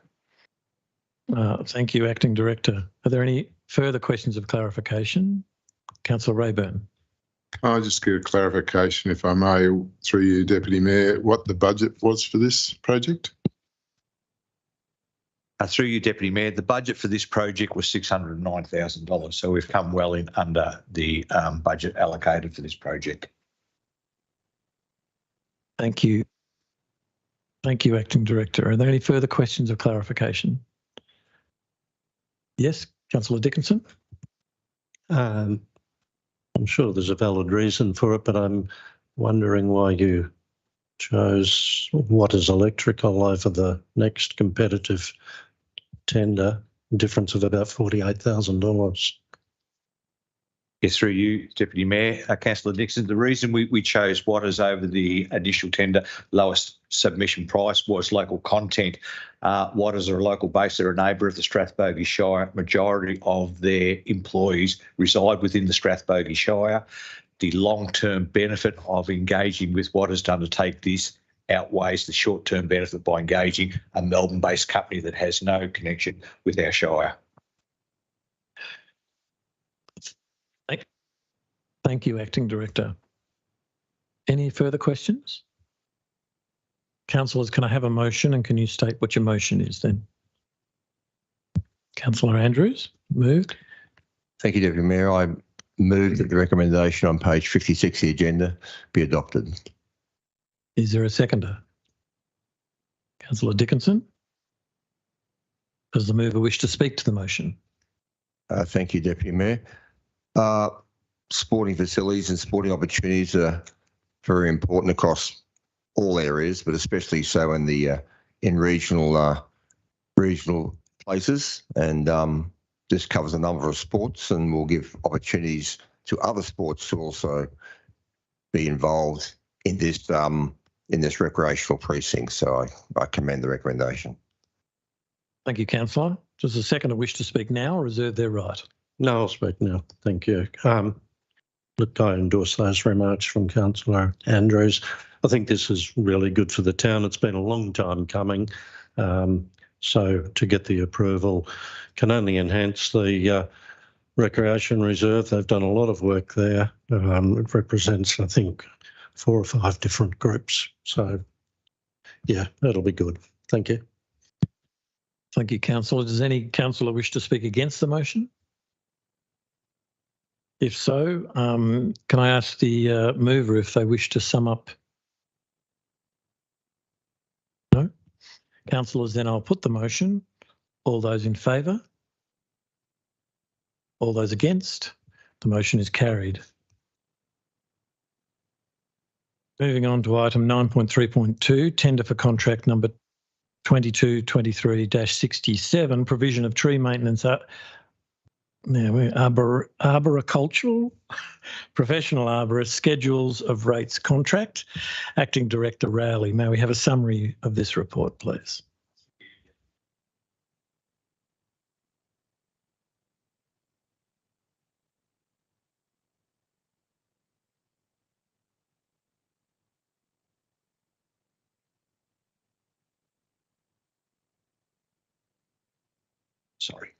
Sorry.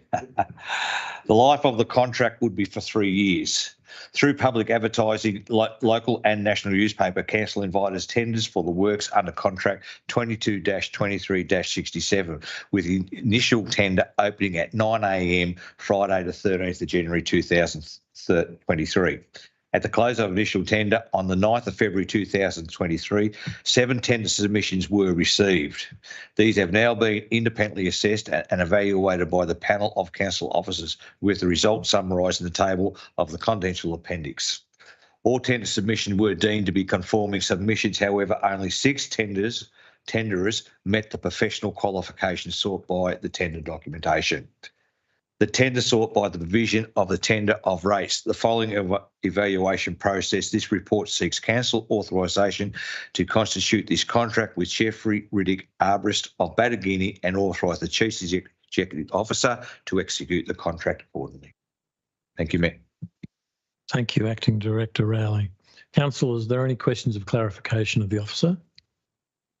Councillor Dickinson. Deputy Mayor, Jeffrey Riddick is also the current serving contractor, is that right? Through you, Councillor Dixon, that is correct. Can you tell me what the difference is between his previous contract price and this current tender? So I'll have to come back with that. I don't have the answer for that one, Councillor Dixon. Okay. I think it would be good to know. Yeah. Okay, thanks. So is there a question? Is there a clarification that yes, Director Bray would like to add? So through Deputy Mayor, thank you. So in terms of because of commercial in confidence information, we don't identify the price versus the. Due to the confidential commercial in confidence information of the tender process, we put the quoting against the name of the contractor or the tenderer in the confidential attachments, so that's never made public. We summarise the amounts in the list in the public papers, obviously, in terms of the range of the quotes that we have, but we don't release information as to this contractor quoted X amount because that goes against the Privacy and Data Protection Act. Thank you. Thank you for that clarification. Councillors, are there any other questions of clarification you wish to ask of the Acting Director? In that case, councillors, can I have the motion, please, and can you state what your motion is? Councillor Hayes-Burke. Can I please move the motion on page, 62 of the agenda? You may. Is there a seconder? Councillor Rayburn. Does the mover wish to speak to the motion? Thanks, Deputy Mayor. Well, we know trees and tree maintenance is massively important to the Shire, and the ratepayers.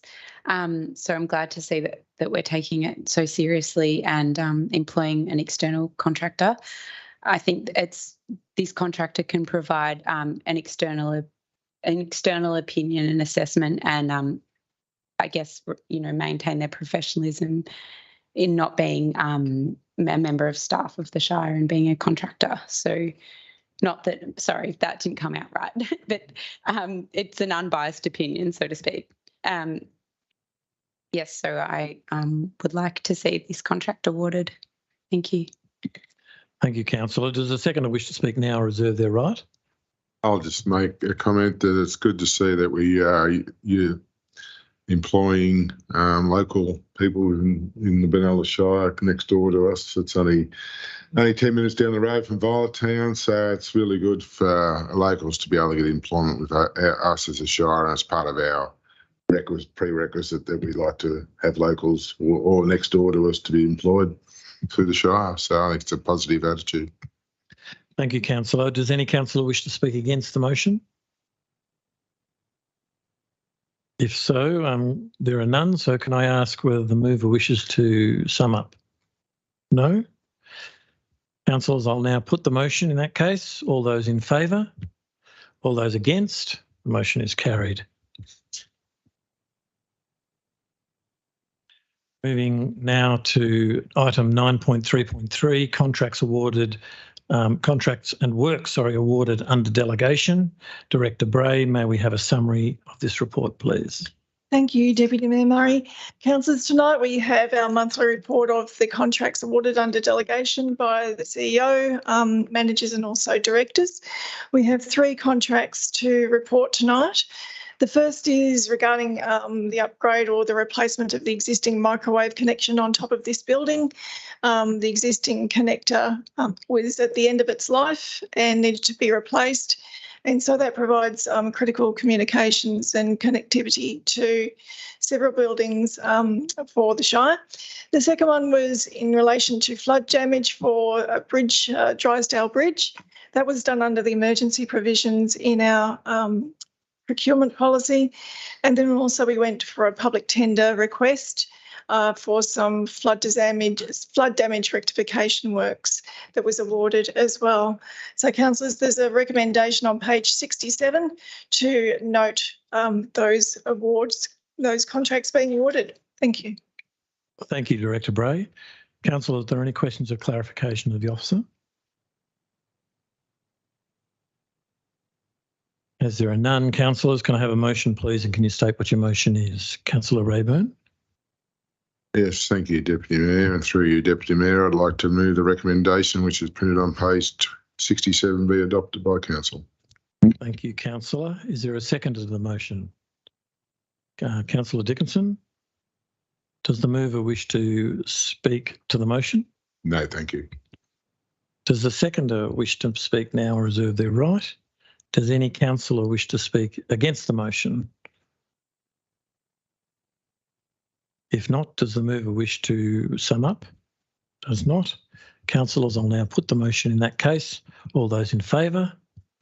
All those against? The motion is carried. Moving on to item 9.4.1, Strathbogie Shire Audit and Risk Committee confirmed minutes of the meeting held on the 2nd of December 2022. Director Bray, may we have a summary of this report, please? Thank you, Deputy Mayor Murray. Councillors, in front of you are the confirmed minutes that were confirmed by the Audit and Risk Committee on the 3rd of March from the 2nd of December meeting. At the meeting, we had a rather large agenda, and I just want to acknowledge that we have one of the members of the Audit and Risk Committee, one of our independent members in the gallery tonight. But that committee worked really hard in December on quite a few items that are listed in the agenda around the annual performance report, which is a new requirement under the new charter that Council endorsed in 2020. We looked at the process for the appointment of a new independent auditor and the tender process for that. The committee had an update on the Goulburn Regional Valley Library and the new governance model that the libraries have to move to within the next few years under the Local Government Act. We looked at council expenses, a charter update, which is the next item on the agenda, and some other updates around the electoral representation review and also planning department audit. So there was an internal audit undertaken on the planning department. And so the committee received a report outlining the recommendations around some work there and various updates, standard updates on the other work that we're doing in terms of responses to previous audits and action plans and some human resource key strategic indicators as well. So it was a fairly full agenda. There's a recommendation on page 71 that council receives and notes those minutes. Thank you. Thank you, Director. Councillors, are there any questions of clarification to the officer? That being the case, councillors can I have a motion, please, and can you state what your motion is? Councillor Rayburn. Thank you, Deputy Mayor. And through you, Deputy Mayor, I'd like to move the recommendation, which is printed on 71, be adopted by Council. Thank you, Councillor Rayburn. Is there a seconder to the motion? Councillor Dickinson. Does the mover wish to speak to the motion? I'll say to this is it was my first meeting of the Audit and Risk. Very interesting. Didn't realise it was so big. But it's good to see we have independent persons within our community that give us great value in their insight into all different parts of how our audit and risk committees should operate, and I very much appreciate their contribution to our Shire, and it was an interesting meeting for myself. Does the seconder wish to speak now or reserve their right? Does any councillor wish to speak against the motion? If not, does the mover wish to sum up? No, councillors. In that case, I will put the motion. All those in favour? All those against? I declare the motion carried. We will now turn to item 9.4.2, the Strathbogie Shire Council Audit and Risk Committee Charter. I would like to speak to this item, so I'll need to step down from the chair, and in accordance with our governance rules and section 61(3) of the Local Government Act 2020, if the Mayor or Deputy Mayor is unable to be in the chair, then there must be a resolution to appoint a chairperson for this item. As such, then I call for nominations from the floor to chair this item. Is there a nomination? I'll nominate Deputy Mayor to chair this item on your behalf. Thank you, Councillor Ray. Councillor Hayes-Burke. Is there a seconder to that? Now, Councillor Rayburn. Thank you. Are there any other nominations? If not, then councillors, I'll put this nomination to the vote. All those in favour? All those against? Thank you, Councillor Hayes-Burke. I'll now vacate the chair.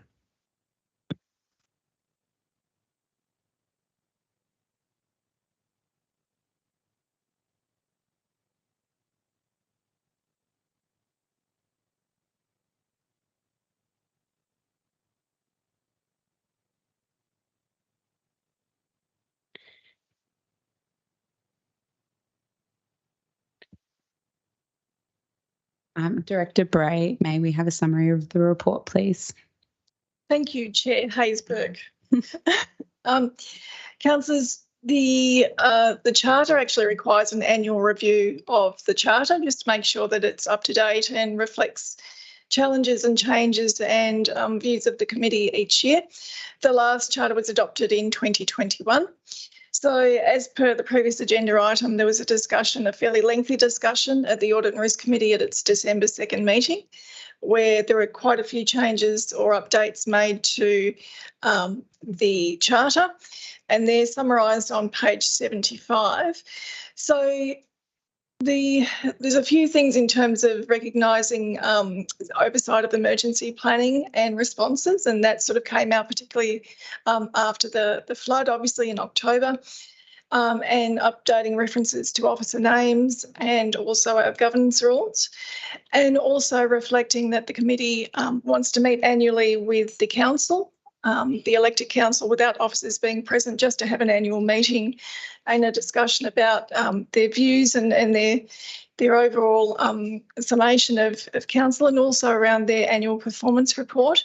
And so the charter has been updated to reflect that at least annual meeting, and there may be more meetings between the elected council and the committee.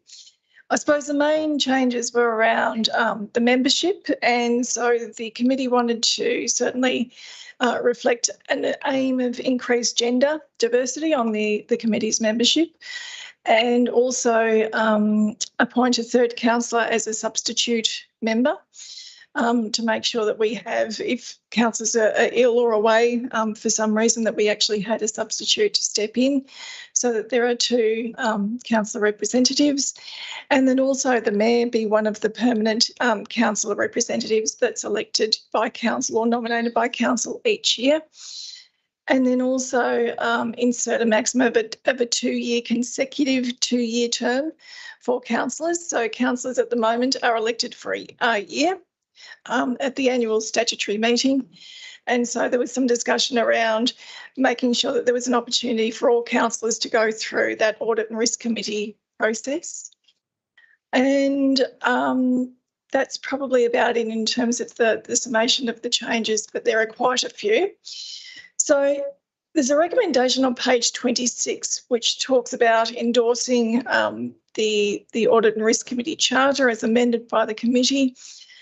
Makes the charter available obviously through our social media pages and on our website, but also we need council to appoint the other councillor representative in addition to the mayor, and also the substitute representative to step in when one of the councillors is unable to. So that's the recommendation on page 76. Thank you. Thanks, Director Bray. Councillors, are there any questions of clarification for the officer? Thanks, Councillor Rayburn. Just one, if I can, please, Director. It always states that it's 12 months.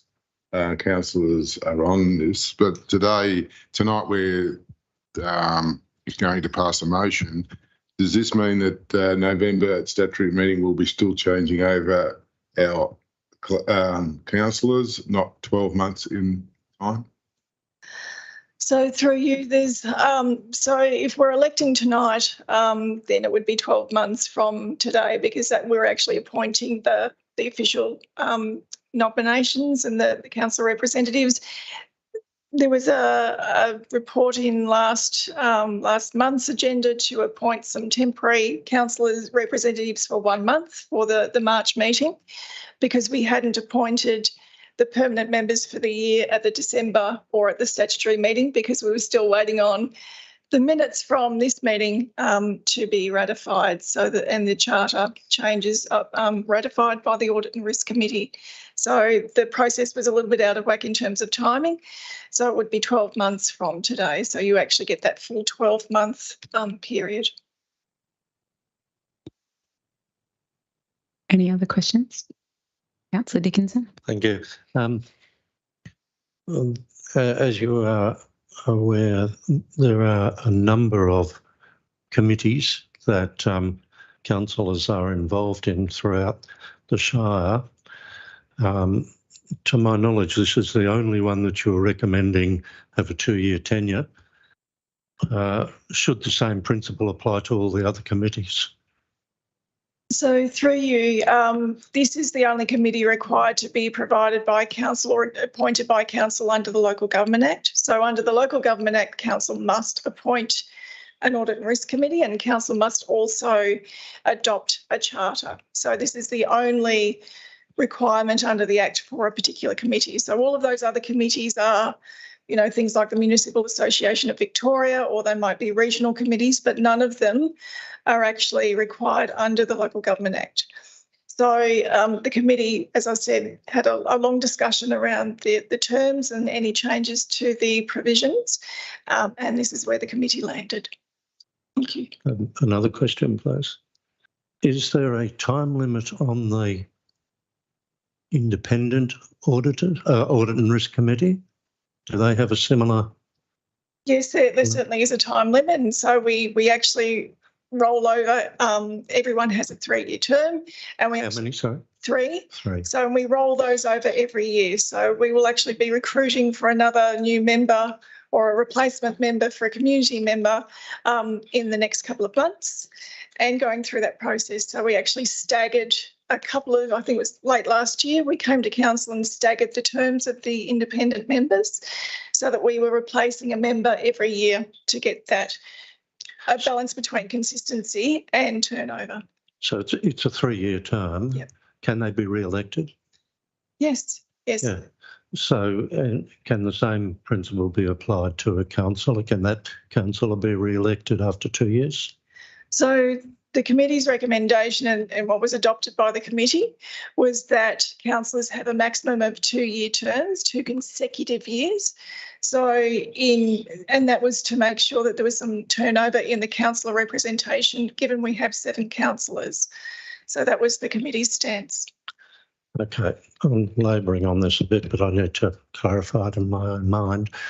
I don't really see what the difference is between an audit and risk. I think, Councillor Dickinson, you're entering into the debate. You're entering into the debate, so you might want to save that. Sorry. Okay. I'll see if I can rephrase it.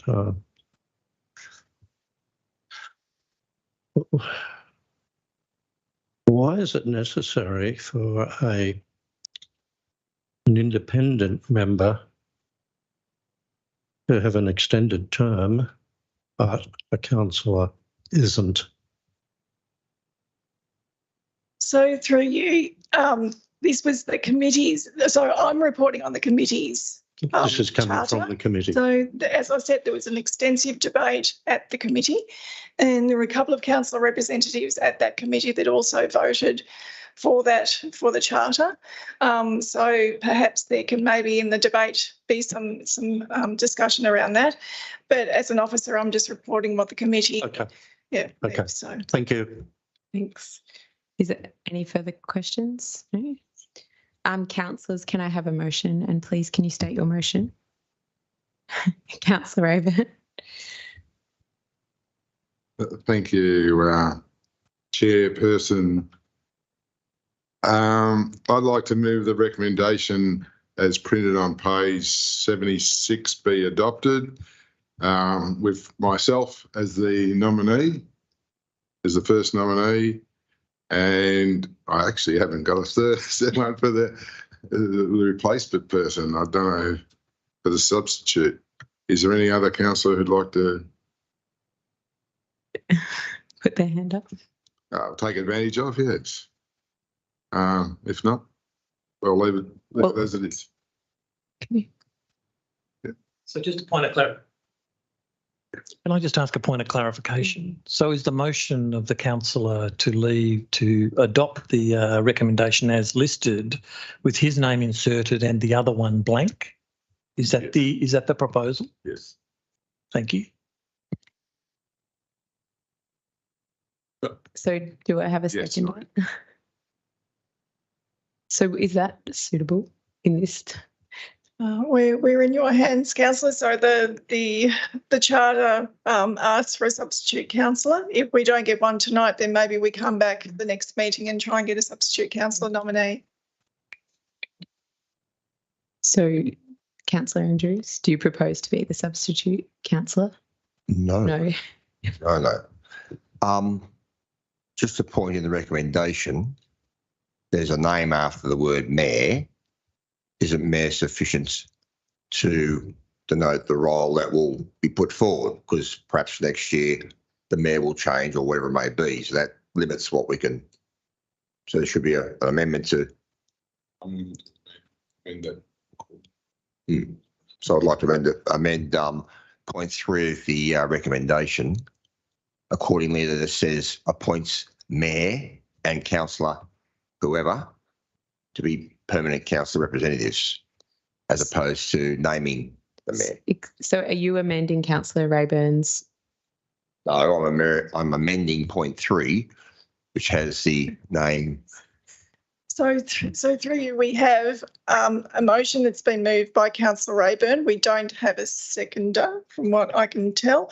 So you can certainly ask Councillor Rayburn if he wishes to amend his motion to delete the word Binks out of point 3, and I seem to see that Councillor Rayburn is satisfied with that. So the recommendation or the motion on the table is that, as per the officer recommendation, but point 3 would read appoints the mayor and Councillor Rayburn as the permanent council representatives, with Councillor Blank as the substitute representative. So yes, he has accepted that. Yes. So we have a mover and a seconder. No. Can I make a point of order, please? There is no motion in front of the council yet until we get a seconder. So we have a mover of someone, but we have not a seconder yet. So we've got a foreshadowed amendment in case there is one, but there is no motion that we're addressing at the moment until there is a seconder. I haven't had an chance to ask if there's a seconder yet. Oh, sorry, my apology. I thought you'd already. So is there a seconder to Councillor Rayburn's? And then Councillor Andrews said that he would like an amendment. So I assumed that was second, but apparently it wasn't. Okay, so it is a second. Seconder, thank you. Would you like to speak to your motion? Now foreshadow an amendment to the motion that's on the table there, and I'd like to move an amendment. And that amendment, would you like me to read?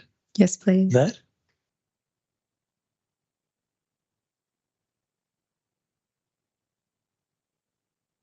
I'll just pull it up. So my amendment is to point number 1, and that would be to endorse the changes to the Strathbogie Shire Audit and Risk Committee Charter as presented, subject to the partial deletion of the second sentence in the first paragraph of clause 3.2, terms of membership on page 6 of the Charter, which reads, they may be reappointed but serve a maximum of 2 years to ensure broad exposure to the committee for councillors, with the exception of the mayor, and so that sentence would read, they may be reappointed, full stop. So it would effectively delete everything after that, those first 4 words in that second sentence there. Thank you. Is that approved by the mover and seconder? You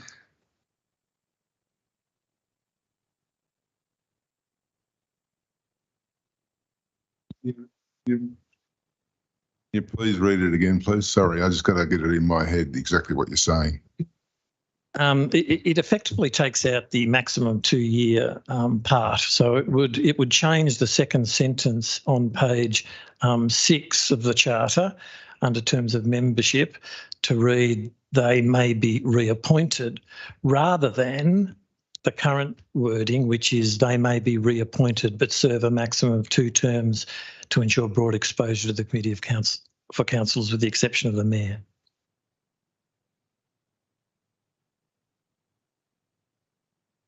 Yes, I'll accept that. And seconder? Would you like to speak to the motion?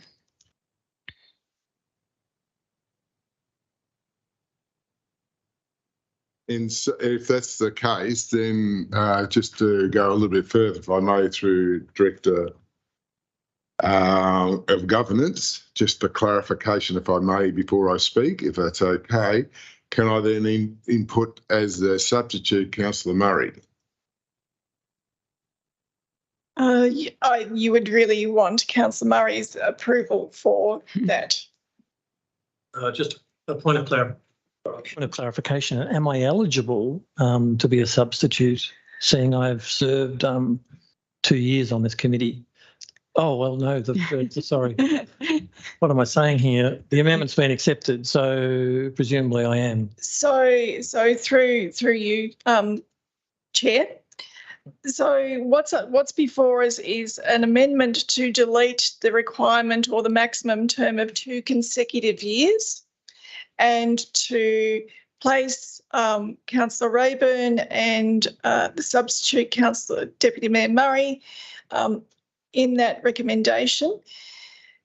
If the recommendation is, or the motion is passed as is, then certainly Deputy Mayor Murray, you would be eligible because you're actually deleting that 2-year consecutive requirement.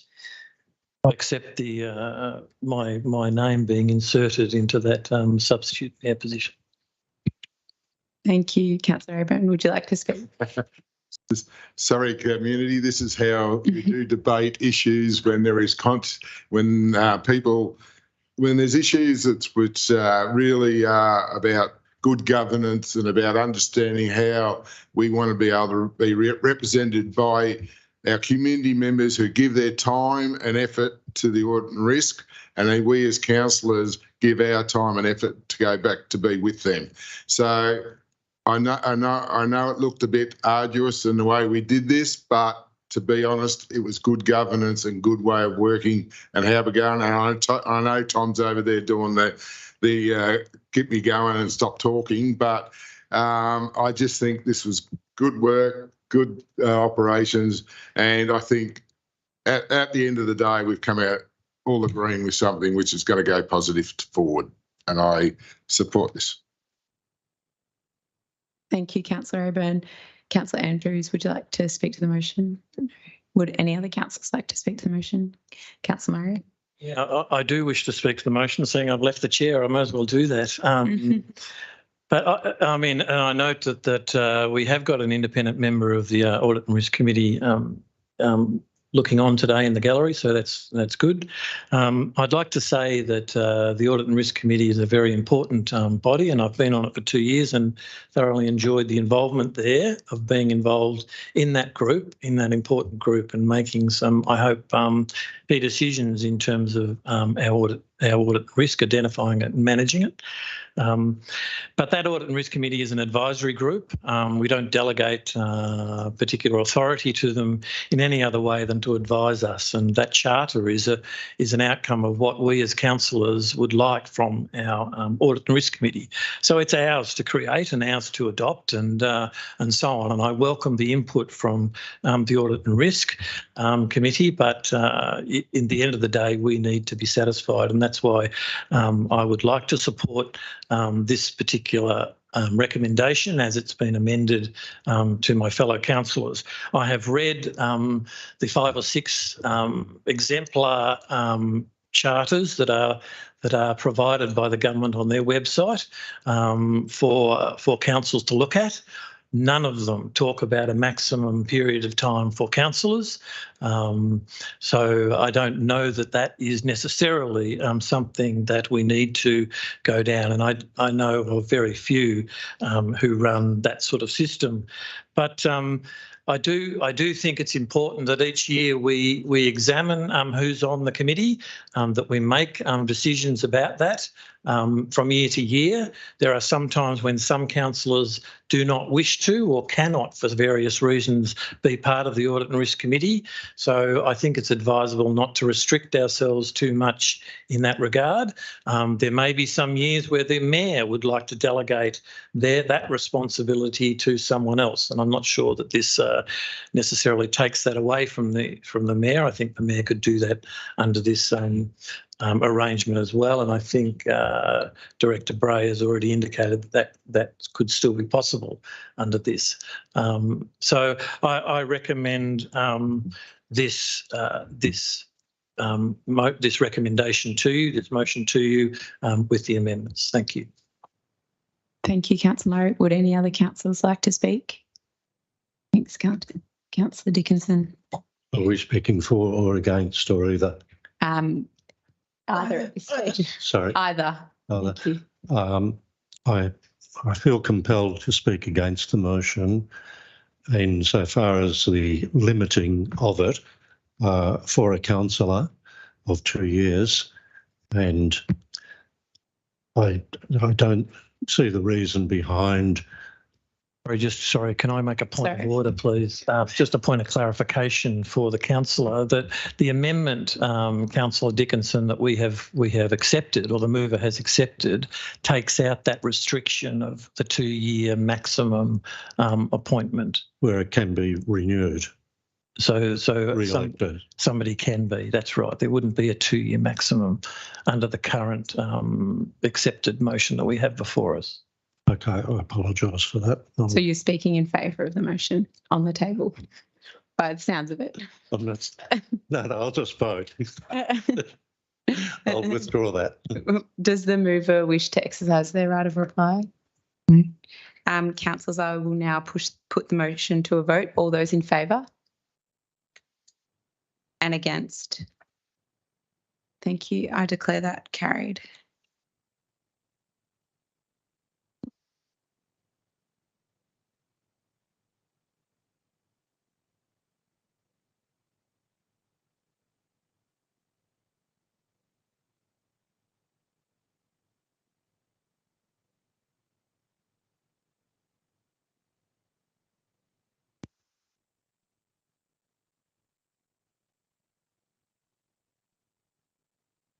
So thank you for council's indulgence there for that. We now move on to item 9.5.1, 2021 to 25 Council Plan Actions Update, Half-Year Progress Report. Director Bray, may we have a summary of this report, please? Yes, thank you, Deputy Mayor Murray. Councillors, this is just a 6-monthly update as to where we were in terms of our progress in implementing the council plan actions for this financial year outlined in the 2021 to 25 council plan. And I must thank Executive Manager Favaloro for presenting the results in a report card that's actually quite user-friendly. So we have 42 actions that we have to deliver on this financial year, and 32 of those were on track by the 31st of December. 6 actions have been delayed or are sort of behind target, but there are 4 that are well behind target, and they're listed in the report on page 79 relating to the Violet Town landfill, and that was primarily because of the flood, and that has delayed work significantly, as you can expect. The implementation of the domestic wastewater management plan, we've only got partial funding to do that, and it's also very hard to find an expert that will actually do the work that's required. That's one of the labour shortages we're facing at the moment. The ICT strategy, or the information technology strategy, is behind. We are doing a regional digital transformation project with 4 councils or 3 other councils. And so we're just aligning the strategy with that project at the moment. So that's been the reason for that delay. And in terms of the audit, there's an action relating to an audit of our property portfolio, and that has been delayed because staff have been allocated to flood recovery. So we've had to reprioritise those actions. So, councillors, on the page 79, this recommendation that you receive a note, the December update, and that we make the update available through our social media and obviously the website. And also just lastly to note that this review will form the basis of a 2023 review for the council plan that will be done alongside the draft budget over the next few months. Thank you. Thank you, Director Bray. Councillors, are there any questions of clarification of the officer? In that case, councillors, can I have a motion, please, and can you state what your motion is? Councillor Hayes-Burke. Thanks. Could I please move the recommendation on page 79 of the agenda? Thank you. Is there a seconder? Councillor Rayburn. Does the mover wish to speak to the motion? Thanks, Director Bray, for the summary. I think I just want to focus on some of the great things that we have achieved, and I hope that the community does take time to see the updated council plan where we've made great progress, even though we haven't sort of ticked all those items off. We're well on the way with most of them, and we can only blame the floods, I guess, for some of the delays to certain items on there, which you can take a close look at that if you wish. I hope the community members do. But just I wanted to point out the appointment of the community panel, because I think that's really great for our community, and thank the community for putting up their hand to be involved in that. We look forward to using them in future projects. And we've had progress on the mountain bike trail at Balmadam Hill, and we will be undertaking scoping and design due to being awarded funding for that trail. I recently, in the Alpine Shire, has just opened their new epic bike trail, and that sort of was a bit of inspiration. I think we can get there too with our Balmadam Hill bike track, so we're well on the way with that. We also, I noticed there was a couple of other things which we've completed. That's this being successful in applying and being awarded funding for the Rail Precinct Master Plan for Euroa, and the resource recovery shop in the Gambie, which is a great step towards reducing our waste. And I hope that can actually be rolled out throughout the Shire, because I think it will be a great success. So thanks to all the hard work of the council officers and the CEO. Thank you, Councillor. Does the seconder wish to speak now, or reserve their right? Not after that, sorry. Thank you. The seconder, does any other councillor wish to speak against the motion? Any councillor wish to speak in favour of the motion? If not, does the mover wish to sum up? Councillors, I'll now put the vote. All those in favour? All those against? The motion is carried. Moving on to 9.5.2, Strathbogie Shire Councillor Staff Interaction Policy. CEO Solomon, may we have a summary of this report, please? Thank you, and through you, Deputy Mayor. The purpose of this policy is to provide a framework of appropriate interactions for councillors and officers of Strathbogie Shire Council to allow for the efficient and effective transaction of business to occur where high standards of good governance and transparency principles are achieved. Interaction between councillors, the Chief Executive Officer and the executive team members is critical to achieve a high-performing and functioning council, to ensure that councillors are provided with timely and accurate information to enable good decision-making, and to obtain appropriate information in exercising their role as a councillor. The Chief Executive Officer has express obligation under Section 46(3)(c) of the Local Government Act 2020 to manage interactions between members of council staff and the councillors, and ensuring that policies, practices and protocols that support the arrangements for interactions between members of council staff and councillors are developed and implemented. There was a previous policy in 2012, but this was not reviewed or updated. Currently, there are processes and protocols were provided through the induction process in 2020 for councillors and articulated in the induction manual.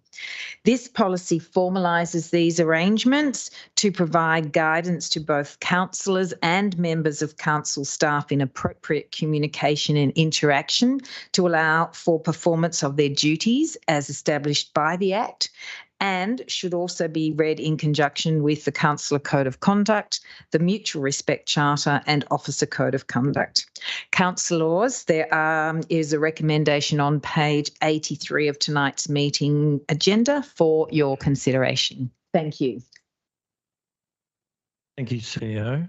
Councillors, are there any questions of clarification for the CEO? Yes, I have. Councillor Haysbert. Thank you, Councillor.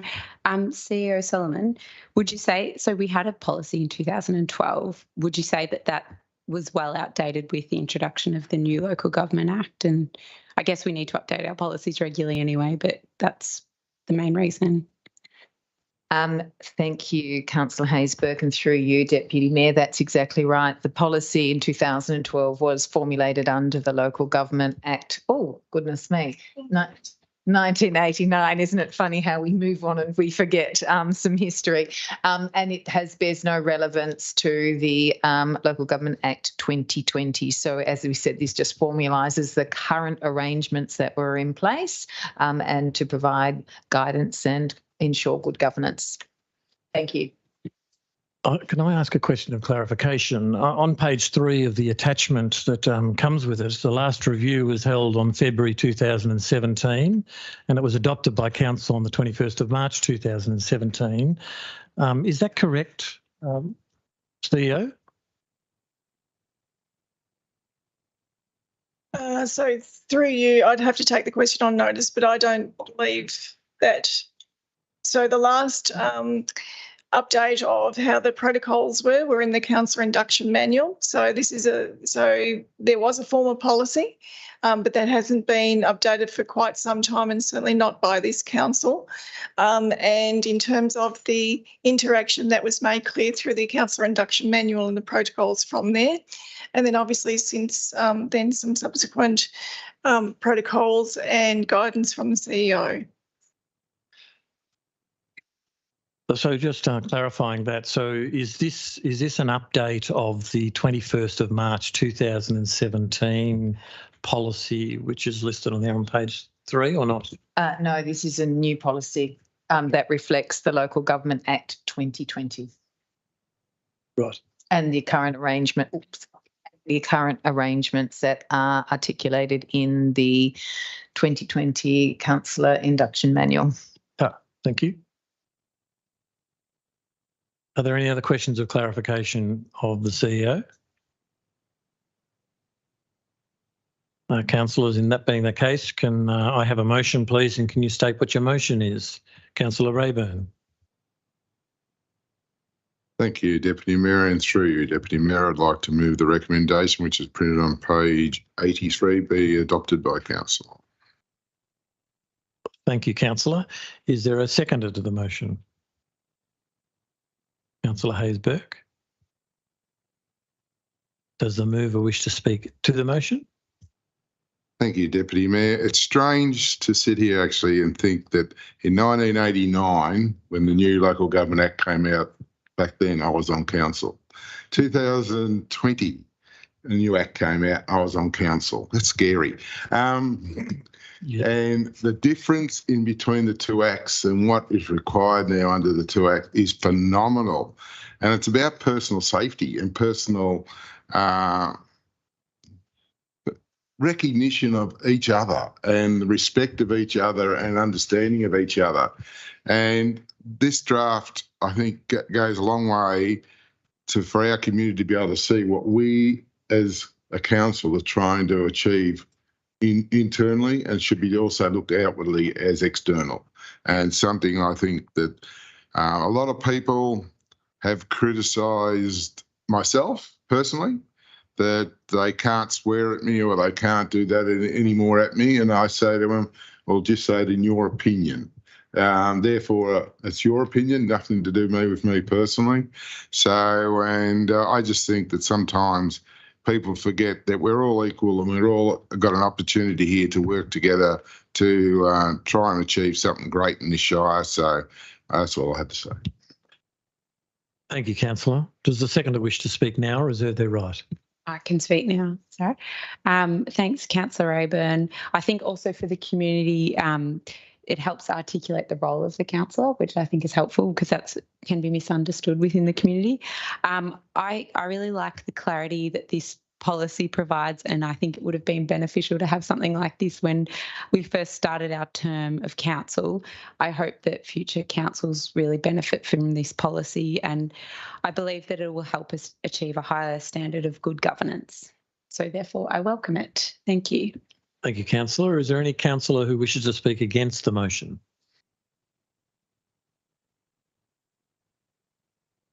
Does the mover wish to sum up?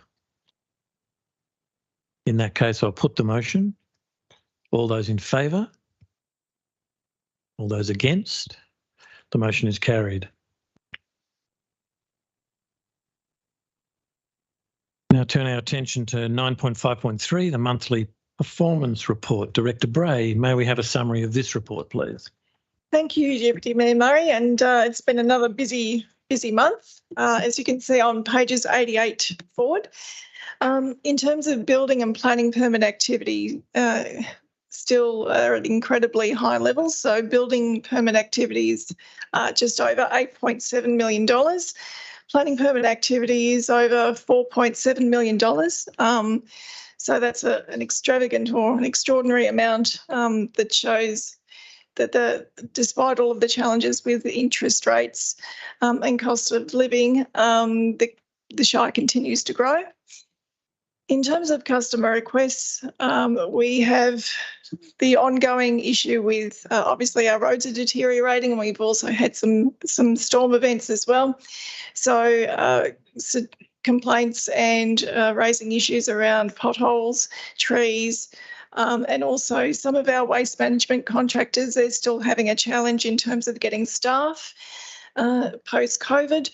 But also want to also acknowledge that planning inquiries still remain incredibly strong. So they're at about 169 queries for the month, which is an incredibly high level. So it suggests that despite all the economic challenges that we're having at the moment, that growth may continue into the future.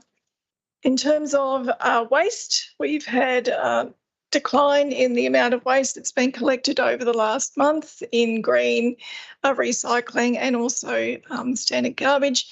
Our curbside diversion rate is slightly down, but our contamination rate is also slightly down, which is a great result on behalf of the community.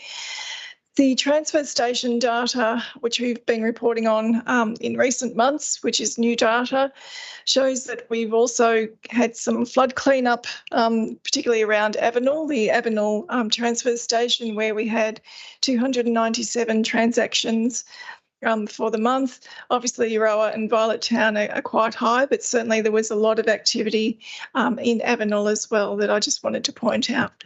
Thank you, Deputy Mayor. Thank you, Director Bray. Councillors, are there any questions of clarification of the officer?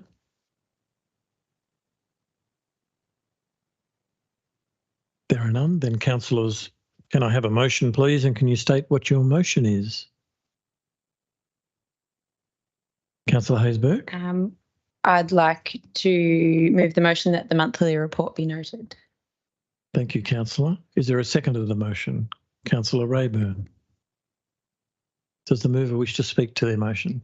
I'd like to encourage the community to look at these reports because I think they're very transparent and show all the work that council does and on a month by month basis. I think Director Bray provided a great summary, so I don't think I need to add any more, but I really enjoy reading these reports. So thank you. Thank you, councillor. Does the seconder wish to speak to the motion? Thank you, Deputy Mayor. I just looking at you, we sit here as councillors and we think, the place is ticking over and it's going beautiful. And then I look at this report tonight, Honeysuckle Creek, a healthcare building, $1.6 million. And that's the nursing home, which Tom used to be on the board of. Is still growing and still looking after our community. But I also see there, Tom, you've put in a pool, or just clarifying, you're putting in a pool in the closure. I'm just joking. But so, but it's great. The reports we get here is fantastic and just incredible what we're doing as a community. Thank you, councillor. Is there anybody who wishes to speak against the motion? That being the case, then I'll put the motion. Sorry, no, I should ask the mover if they wish to sum up. No, then I'll put the motion. All those in favour? All those against? The motion is carried. Item 10 on our agenda is notices of motion. Are there any notices of motion, CEO? Thank you. And through you, Deputy Mayor, no, there are no notices of motion, notices of rescission or urgent business or confidential business to conduct at this evening's meeting. Terrific. Thank you very much, CEO. Thank you. That brings us to the end of the agenda, and I thank those people in the gallery and those people who may still be watching. And I also thank my fellow councillors and officers for their attendance tonight.